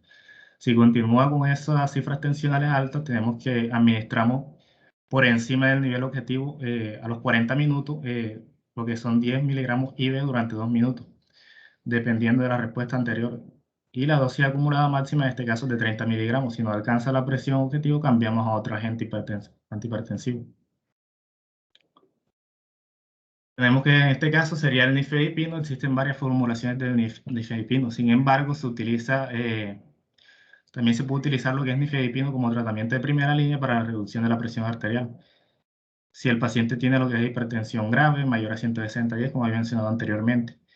Preferimos lo que son las formulaciones de acción intermedia y prolongada debido a las preocupaciones por los efectos de una hipotensión en cuanto a la acción inmediata. Tenemos que el nifedipino se va a dividir en lo que es de liberación prolongada, de acción intermedia y de liberación inmediata. El de prolongada, que viene en 30 miligramos, que dura 24 horas, se conoce como el nifedipino XL, y es menos probable que esta formulación produzca lo que es una caída rápida y severa de la presión arterial. Básicamente proporciona efectos antihipertensivos durante varias horas. Tenemos la de acción intermedia, que viene en formulaciones de 10 a 20 miligramos y que tiene un inicio un poco más tardío y generalmente se prescribe de 2 a 3 veces al día. Y la acción inmediata, que viene en dosis de 10 miligramos, que reduce la presión de 30 a 60 minutos. Tenemos que las cápsulas de nifedipino no deben usarse para la reducción aguda de la presión arterial por el riesgo de hipotensión y activación simpática refleja. En cuanto al nifedipino de acción de liberación prolongada, tenemos que, había mencionado, 30 miligramos por vía oral. Si la presión objetivo no se alcanza en 1 o 2 horas, se puede administrar otra dosis. Si no se alcanza el objetivo, cambiamos a otro agente. En este caso sería el nicardipino. Las dosis iniciales es de 5 miligramos por hora IV mediante una bomba de infusión. Este puede aumentarse hasta un máximo de 15 miligramos. Y vamos ajustando las dosis para alcanzar la presión objetivo. Tenemos el nifedipino. Doctor, perdóname que te interrumpa. Si tú no logras el manejo del trastorno hipertensivo de la gestación con labetalol o con hidralazina, definitivamente esa paciente necesita ir directo a unidad de cuidados intensivos y ya nosotros no tenemos nada que hacer con ella. Ya tiene que ser el intensivista quien vaya a ese manejo, porque definitivamente si con eso no va, ya apague y vámonos. Ok. Lo usual es que ni siquiera lleguemos a pasar del labetalol porque es lo más efectivo y la primera elección. Ahora bien, eso en lugares donde se cuenta con él, porque no en todas partes puedes encontrarlo. En primer nivel va a ser difícil, seguramente tu primera elección va a ser el nifedipino, porque es lo que vas a encontrar como más a la mano. Además, eso recordemos que el labetalol es súper costoso. Las ampollas son costosísimas y no hay posibilidades, o bueno, hay pocas posibilidades de que se reponga fácil después de que se ha usado. Claro está que en cada lugar donde se atienden maternas tiene que haber ampollas para ello. Eso es por mandato del ministerio, pero no va a ser tan fácil que lo encuentren. Doctor, por favor, nos estamos durmiendo porque estás leyendo las diapositivas. Cuéntame, ¿cuáles, resumido, cómo vamos a hacer el diagnóstico de una eclampsia y cómo le vamos a hacer el manejo? Resumidito. Súper resumido en unas 5 o 6 palabras. O sea, el diagnóstico, básicamente el diagnóstico es con convulsiones, o sea, la paciente siempre va a presentar lo que son convulsiones tónico-clónicas. Se presentan tanto en los brazos, en las piernas. Ajá. El paciente va a ¿Y el estar manejo? va a perder el conocimiento. En cuanto al manejo, sí, el labetalol, iniciamos con 20 miligramos IV, los primeros de 1 a 2 minutos. Y ahí vamos cambiando de fármaco para llegar a la presión objetivo que es de 130 a 80. 138, 85. Sí. Ok, o sea que el diagnóstico, el tratamiento es el labetalol. No, también está para las convulsiones, o sea, ya iba para eso, el sulfato de magnesio. Ajá. En la siguiente diapositiva. Ok, ¿y qué más? 6 miligramos IV durante 20. Y mantenemos lo que es una dosis de mantenimiento de 2 miligramos cada hora.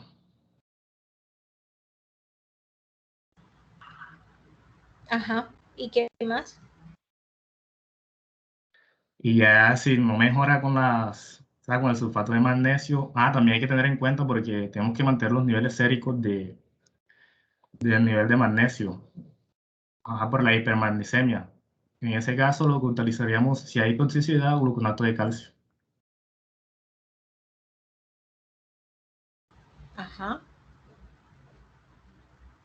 El gluconato de calcio lo administramos 1 gramo IV para contrarrestar lo que es la toxicidad. Y podemos añadir lo que es si no se mejora, un bolo adicional de 2 a 4 gramos de sulfato de 2 a 4 gramos de sulfato de magnesio. Perdón, se maneja principalmente con 1 gramo IV de gluconato de calcio. Solamente eso. Ok, ¿qué más?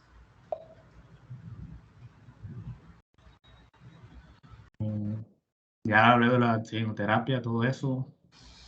Lo último sería, si no hay solución para las convulsiones, ya lo último sería desembarazar a la paciente y es lo. Si no hay solución de las convulsiones, o sea que si hay... Meterlo a un neurólogo para ver si hay otra causa que esté produciendo. Si ya tu paciente la estabilizaste, presión normal, dejó de convulsionar, ya tiene su sulfato de magnesio, no está intoxicada. Luego de eso. Me repite la última, no escuché. Ya está estabilizada, ya no está convulsionando, ya tiene la presión bien. Luego de eso.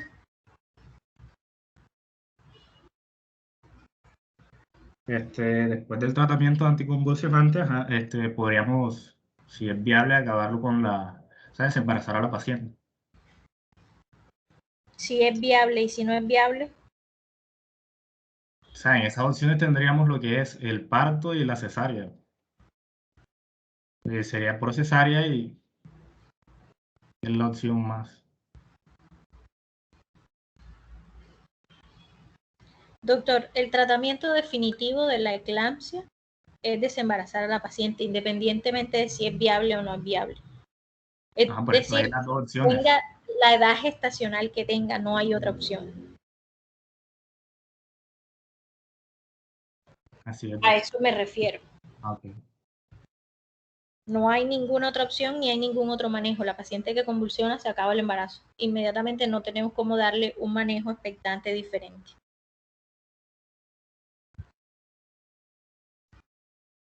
Ok. Bueno, vamos a continuar, por favor.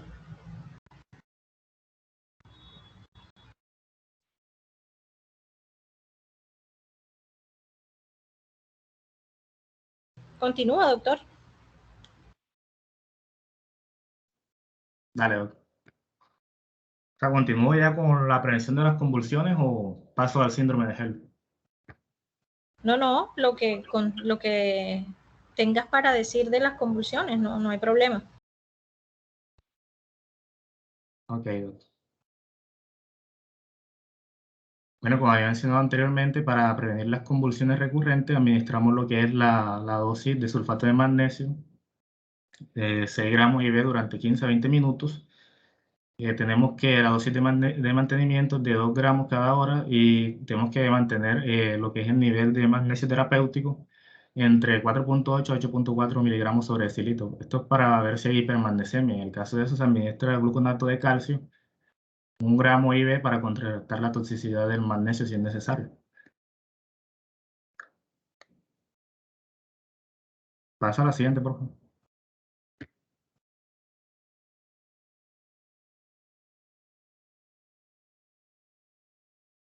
Bueno, en cuanto al síndrome de HELLP, básicamente es una patología que es multisistémica, que tiene un alto riesgo, que es materno-fetal asociado con muerte de 1 a 1.5. En un porcentaje de 1 a 1.5 tenemos que el síndrome de HELLP se asocia con lo que es hemólisis, elevación de las enzimas hepáticas, que es la aspartato aminotransferasa y la aminotransferasa, y trombocitopenia. Tenemos que es una complicación que se presenta entre el 0.17 a 0.85% de los embarazos. Básicamente, entre un 4 a un 14% de preeclampsia grave. Tenemos que el 70% de los casos ocurre antes de las 37 semanas de gestación, aproximadamente un 80%. Y dándole un promedio, se presenta en las 33 semanas de gestación.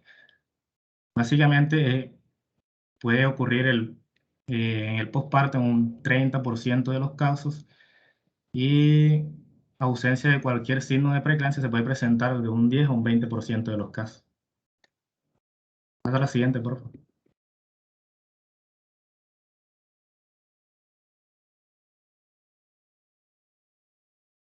Bueno, en cuanto a la etiología, básicamente no se ha encontrado la causa principal del síndrome de HELLP, pero se considera una variante de la preeclampsia y que puede estar relacionado con el síndrome antifosfolípido. Tenemos que la mayoría de las mujeres que han tenido un embarazo con síndrome de HELLP tienen más riesgo de desarrollar este síndrome en un embarazo posterior. Esto induce que ambas enfermedades guarden una relación y ahí podemos encontrar, más o menos, podemos tener una hipótesis acerca de la causa. Vemos que las hipótesis más actuales son que trata de un rechazo de la placenta por las defensas de la madre, que va a llevar a crear lo que se crean básicamente lo que son anticuerpos contra los vasos sanguíneos de la placenta y esto va a tener un problema en el desarrollo normal de la placenta.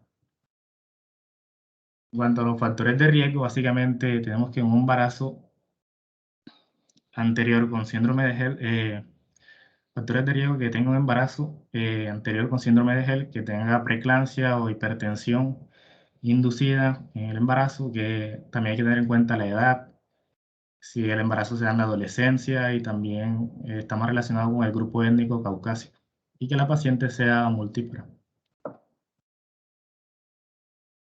La siguiente, por favor.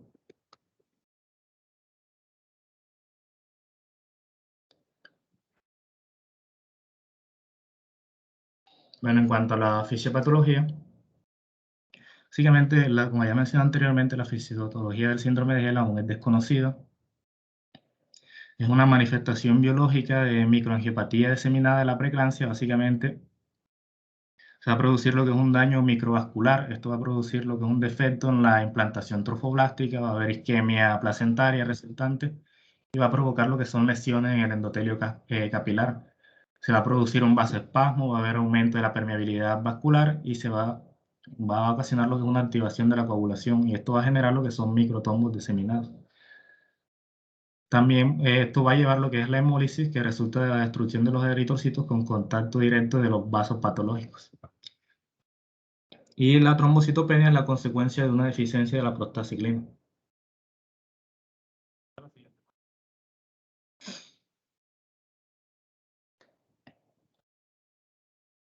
Bueno, en cuanto a la clasificación, existen varias clasificaciones. Tenemos la de Mississippi.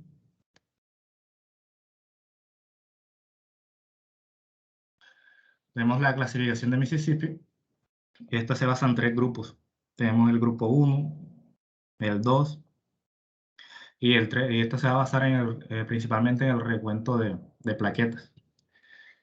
En el grupo 1 tenemos plaquetas menores a 50.000. En el grupo 2 tenemos plaquetas mayores a 50.000, entre 50.000 y 100.000. Y en el grupo 3 las plaquetas básicamente van a ser superiores. En el grupo 3 las plaquetas van a estar entre mayores a 100.000 y menores a 150.000. En cuanto a la clasificación de TENES, tenemos que puede diagnosticarse el síndrome de Hell al encontrar lo que son las enzimas hepáticas elevadas. Tenemos que la aspartato-aminotransferasa puede estar mayor a 70 unidades por litro y la deshidrogenasa láctica mayor a 600 unidades por litro. Entonces, las plaquetas básicamente se van a encontrar menores a 100.000. Pasa a la siguiente, por favor.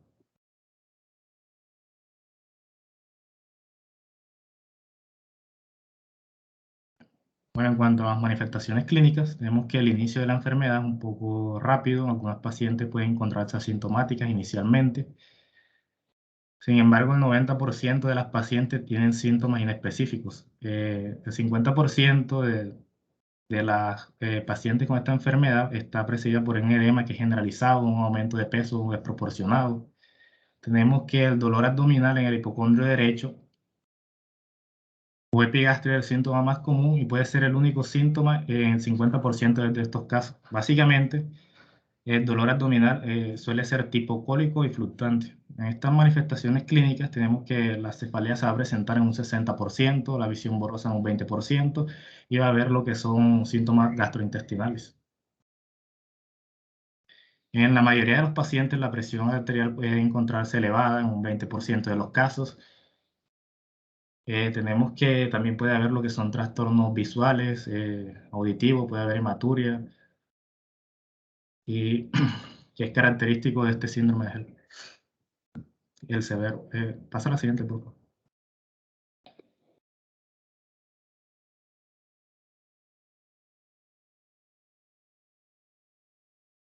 Bueno, en cuanto al diagnóstico, tenemos que el síndrome de Hell está basado básicamente en la evidencia de anemia hemolítica, microangiopática, también la presencia de que es disfunción hepática, trombocitopenia en una mujer gestante, en su periodo posparto o sin algún trastorno hipertensivo desarrollado. Hay que tener en cuenta que el diagnóstico de este síndrome va a ser por exámenes de laboratorio, va a ver lo que son manifestaciones clínicas presentes y de aquí vamos a evaluar lo que es la evolución de la enfermedad. Tenemos que básicamente una característica obligatoria del síndrome de Hell es la trombocitopenia, menor a 150.000, que es secundaria al aumento de la activación y la adhesión plaquetaria del endotelio lesionado. Tenemos que los hallazgos patológicos que vamos a encontrar, lo primero sería lo que es en el trofoblasto va a haber una invasión anormal de él, va a haber mala adaptación en cuanto a la función placentaria. En la parte vascular va a haber vasoconstricción generalizada con vasoespasmos, va a haber la formación de microtrombos y va a haber lo que es disminución del volumen plasmático. En cuanto a los de laboratorio y si nos resumen en laboratorio, síntomas y signos, tenemos que la lesión vascular, básicamente lo que son la hemólisis, hemólisis microangiopática, tenemos que haber elevación de desogenasa láctica, va a haber aumento de la bilirrubina. En la lesión hepática tenemos que las enzimas hepáticas, la aspartato y la transaminasa, se van a encontrar aumentadas. En cuanto a la alteración hematológica, tenemos que va a haber disminución de las plaquetas, va a haber lo que es cefalea, trastornos visuales y auditivos. Y las complicaciones serían como que hematomas, hemorragia cerebral, desprendimiento de retina, coagulación intravascular diseminada. Pasa a la siguiente, por favor.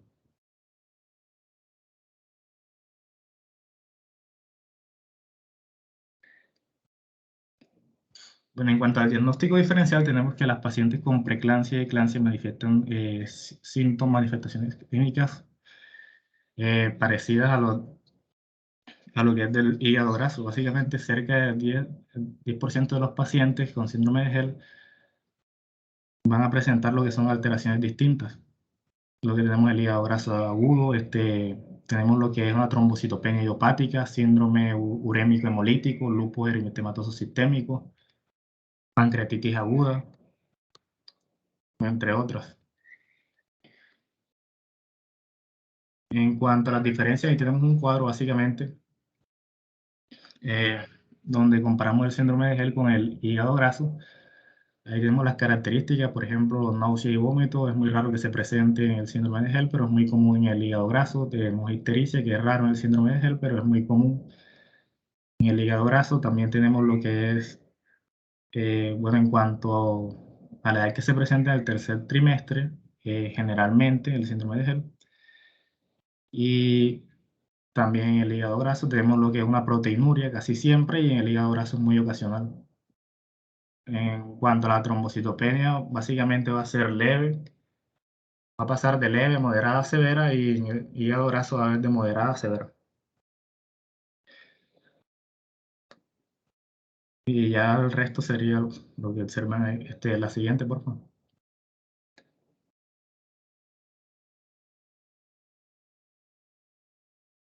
Bueno, en cuanto al tratamiento del síndrome de Hell, básicamente es un motivo de controversia para muchos, porque es cierto que la interrupción del embarazo es una parte fundamental, pero en gran medida hay que tener en cuenta que la supervivencia del feto dependerá de las semanas de gestación y del inicio de la enfermedad.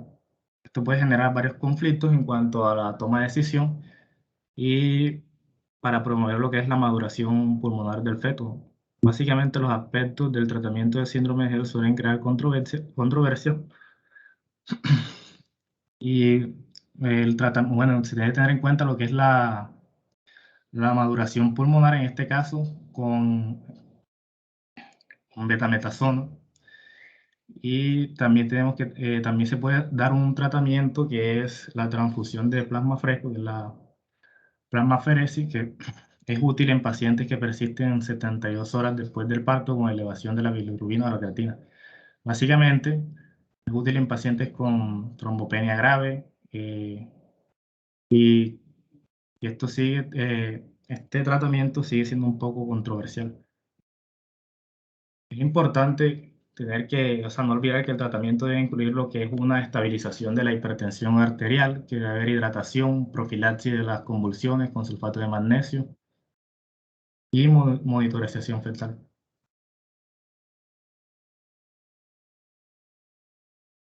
Pasa a la siguiente, por favor.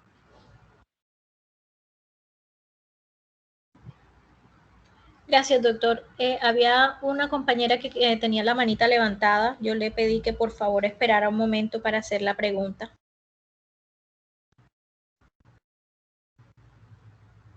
¿Cuál era la compañera que estaba pidiendo la palabra? Hola. ¿Me escuchan? Sí, ahora sí. ¿Sí se escucha bien? Ah, bueno. Doctora, es que en cuanto al concepto del síndrome de Hell, se refería a un compromiso hepático. ¿Este tiene que ser relacionado directamente con un antecedente de preeclampsia severa o puede que sea complicaciones durante el embarazo? Doctora, se te escucha entrecortado. Creo que lo que preguntaste fue si siempre tenía que estar ligado a una preeclampsia severa. Exacto. Ok. No necesariamente existe una cosa que se llama síndrome de HELP atípico y pues puede que la paciente esté en 120-80 y ocurra. Sin embargo, esto es extremadamente raro, es decir, es algo que se reportó en la literatura, un caso que se dio y pues que se le informa a la comunidad científica que se ha dado, pero no es lo que usualmente ocurre. Es extremadamente raro. Ok. Y otra pregunta, en cuanto a los criterios diagnósticos para pues, confirmar el síndrome de HELP, está la hemólisis, la elevación enzimática hepática y la trombocitopenia. ¿Tienen que estar los tres criterios juntos para confirmarlo? ¿O puede que se presente uno y tengamos otro criterio diagnóstico o dos de estos? Doctora, se habla en la literatura para los que lo aceptan, hay gente que no lo acepta, de una cosa que se llama HELP incompleto, en el cual no todos los criterios están presentes. Y pues por eso es que algunos, te digo, algunos lo aceptan, otros no lo aceptan, otros dicen que sencillamente se trata de un estado inicial del síndrome de HELP y que posterior a esto pues se va a desencadenar lo que es el HELP tal y como lo conocemos, es decir, florido con todas las alteraciones a nivel de los laboratorios que hemos mencionado. Sin embargo, está descrito en la literatura y es perentorio. Obviamente hay que conocer que está descrito y que se le llama así, síndrome de HELP incompleto. Okay. Gracias, doctora. Ok. David, cuéntame. Bueno, doctora, bueno, como usted dijo que en una paciente que tenga eclampsia, es decir, que convulsiona, se debe desembarazar independientemente de la edad gestacional. Entonces yo quería preguntar si es lo mismo con la preeclampsia con criterios, independiente de la edad.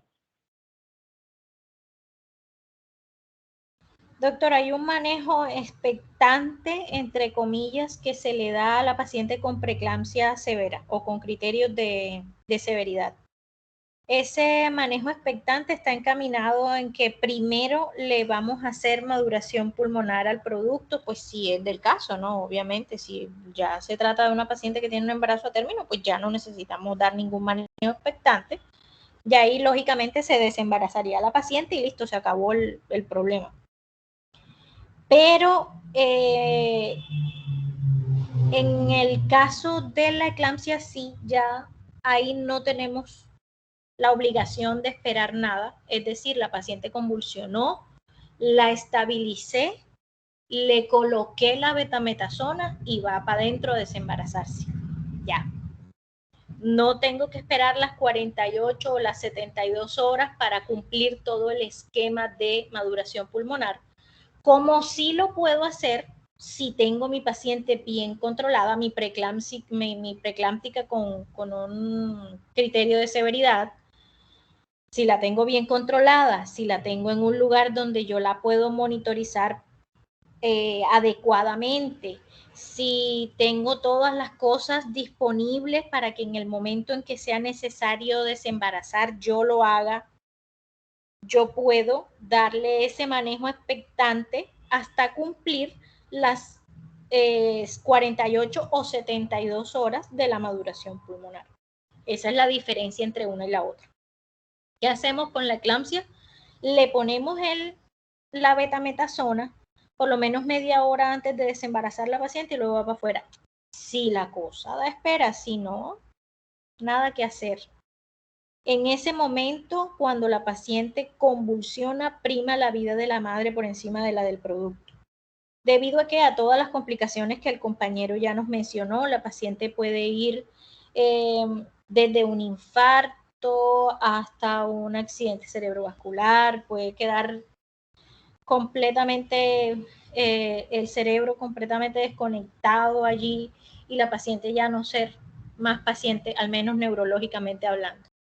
Entonces, por eso es que nosotros ahí nos desligamos por completo del tema de la edad gestacional. Lo mismo que ocurre con el síndrome de HELLP. El síndrome de HELLP es una patología supremamente grave y agresiva.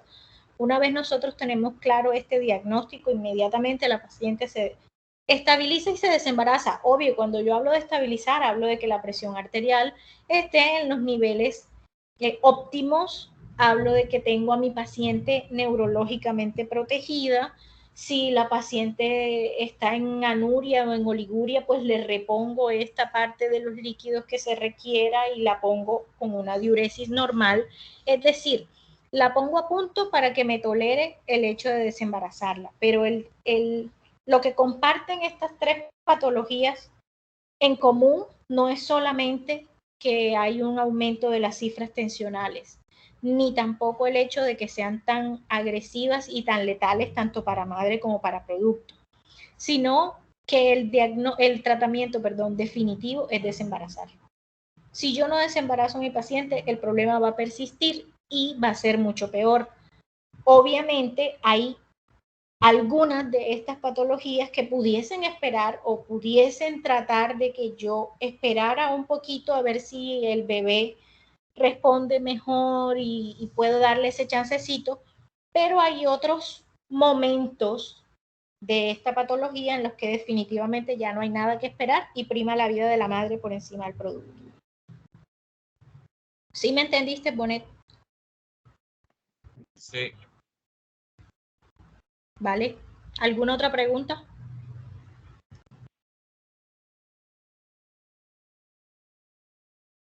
Doctora, yo tengo una pregunta. Ok. Doctora, cuando yo estaba leyendo acerca de preeclampsia y eclampsia, se decía que hasta cierta edad gestacional se utilizaba la maduración pulmonar. ¿Qué tan cierto es eso? Porque ahora que la compañera estaba hablando, estaba diciendo, no, a las 26 hasta las 34 se utiliza la maduración pulmonar y después se desembaraza la paciente. O sea, ¿hay una edad gestacional límite para utilizar la maduración pulmonar o va a depender del cuadro clínico de la paciente como tal en el marco pues de una preeclampsia o una eclampsia? Doctora, tal y como lo hemos dicho desde que estamos hablando de parto pretérmino, la maduración pulmonar se va a utilizar única y exclusivamente pues cuando el bebé esté inmaduro. Si estamos hablando de un producto de 37, 38 semanas, muy seguramente no vamos a utilizar maduración pulmonar porque ya no tiene sentido. Ya ese bebé está maduro, ya no hay nada que hacer madurándole pulmones. La maduración pulmonar, para ponerte en contexto, se utiliza no solo desde la semana 27, desde la semana 24 que ya hay neumocitos tipo T, se puede utilizar. Controversialmente, pero se puede utilizar. Hasta la semana 34.6, que es donde habíamos dicho que usualmente nuestra paciente ya debe tener el bebé ya debe tener los pulmones maduros. Entonces, pues ya una vez ese bebé tiene este tiempo de la gestación, casi nunca lo requerimos. Sin embargo, recuerden que cuando hablábamos de diabetes gestacional, yo les decía, las pacientes diabéticas gestacionales tienden a que sus bebés maduren mucho más lento los pulmones y por eso pudiese haber la necesidad de que a pesar de que tenga 37 semanas, yo tenga que ponerle maduración pulmonar. Y obviamente esto tendría que ser con base en estudios que demuestren que el bebé no tiene los pulmones maduros aún.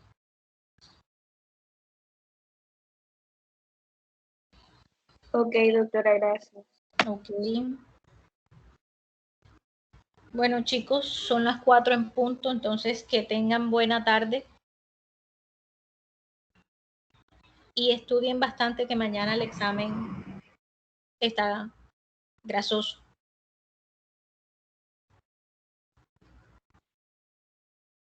Ok, doctora, feliz tarde. Buenas tardes, doctora, gracias. Feliz tarde a todos, cuídense. Gracias, Doc. Que tenga buena tarde. Igual.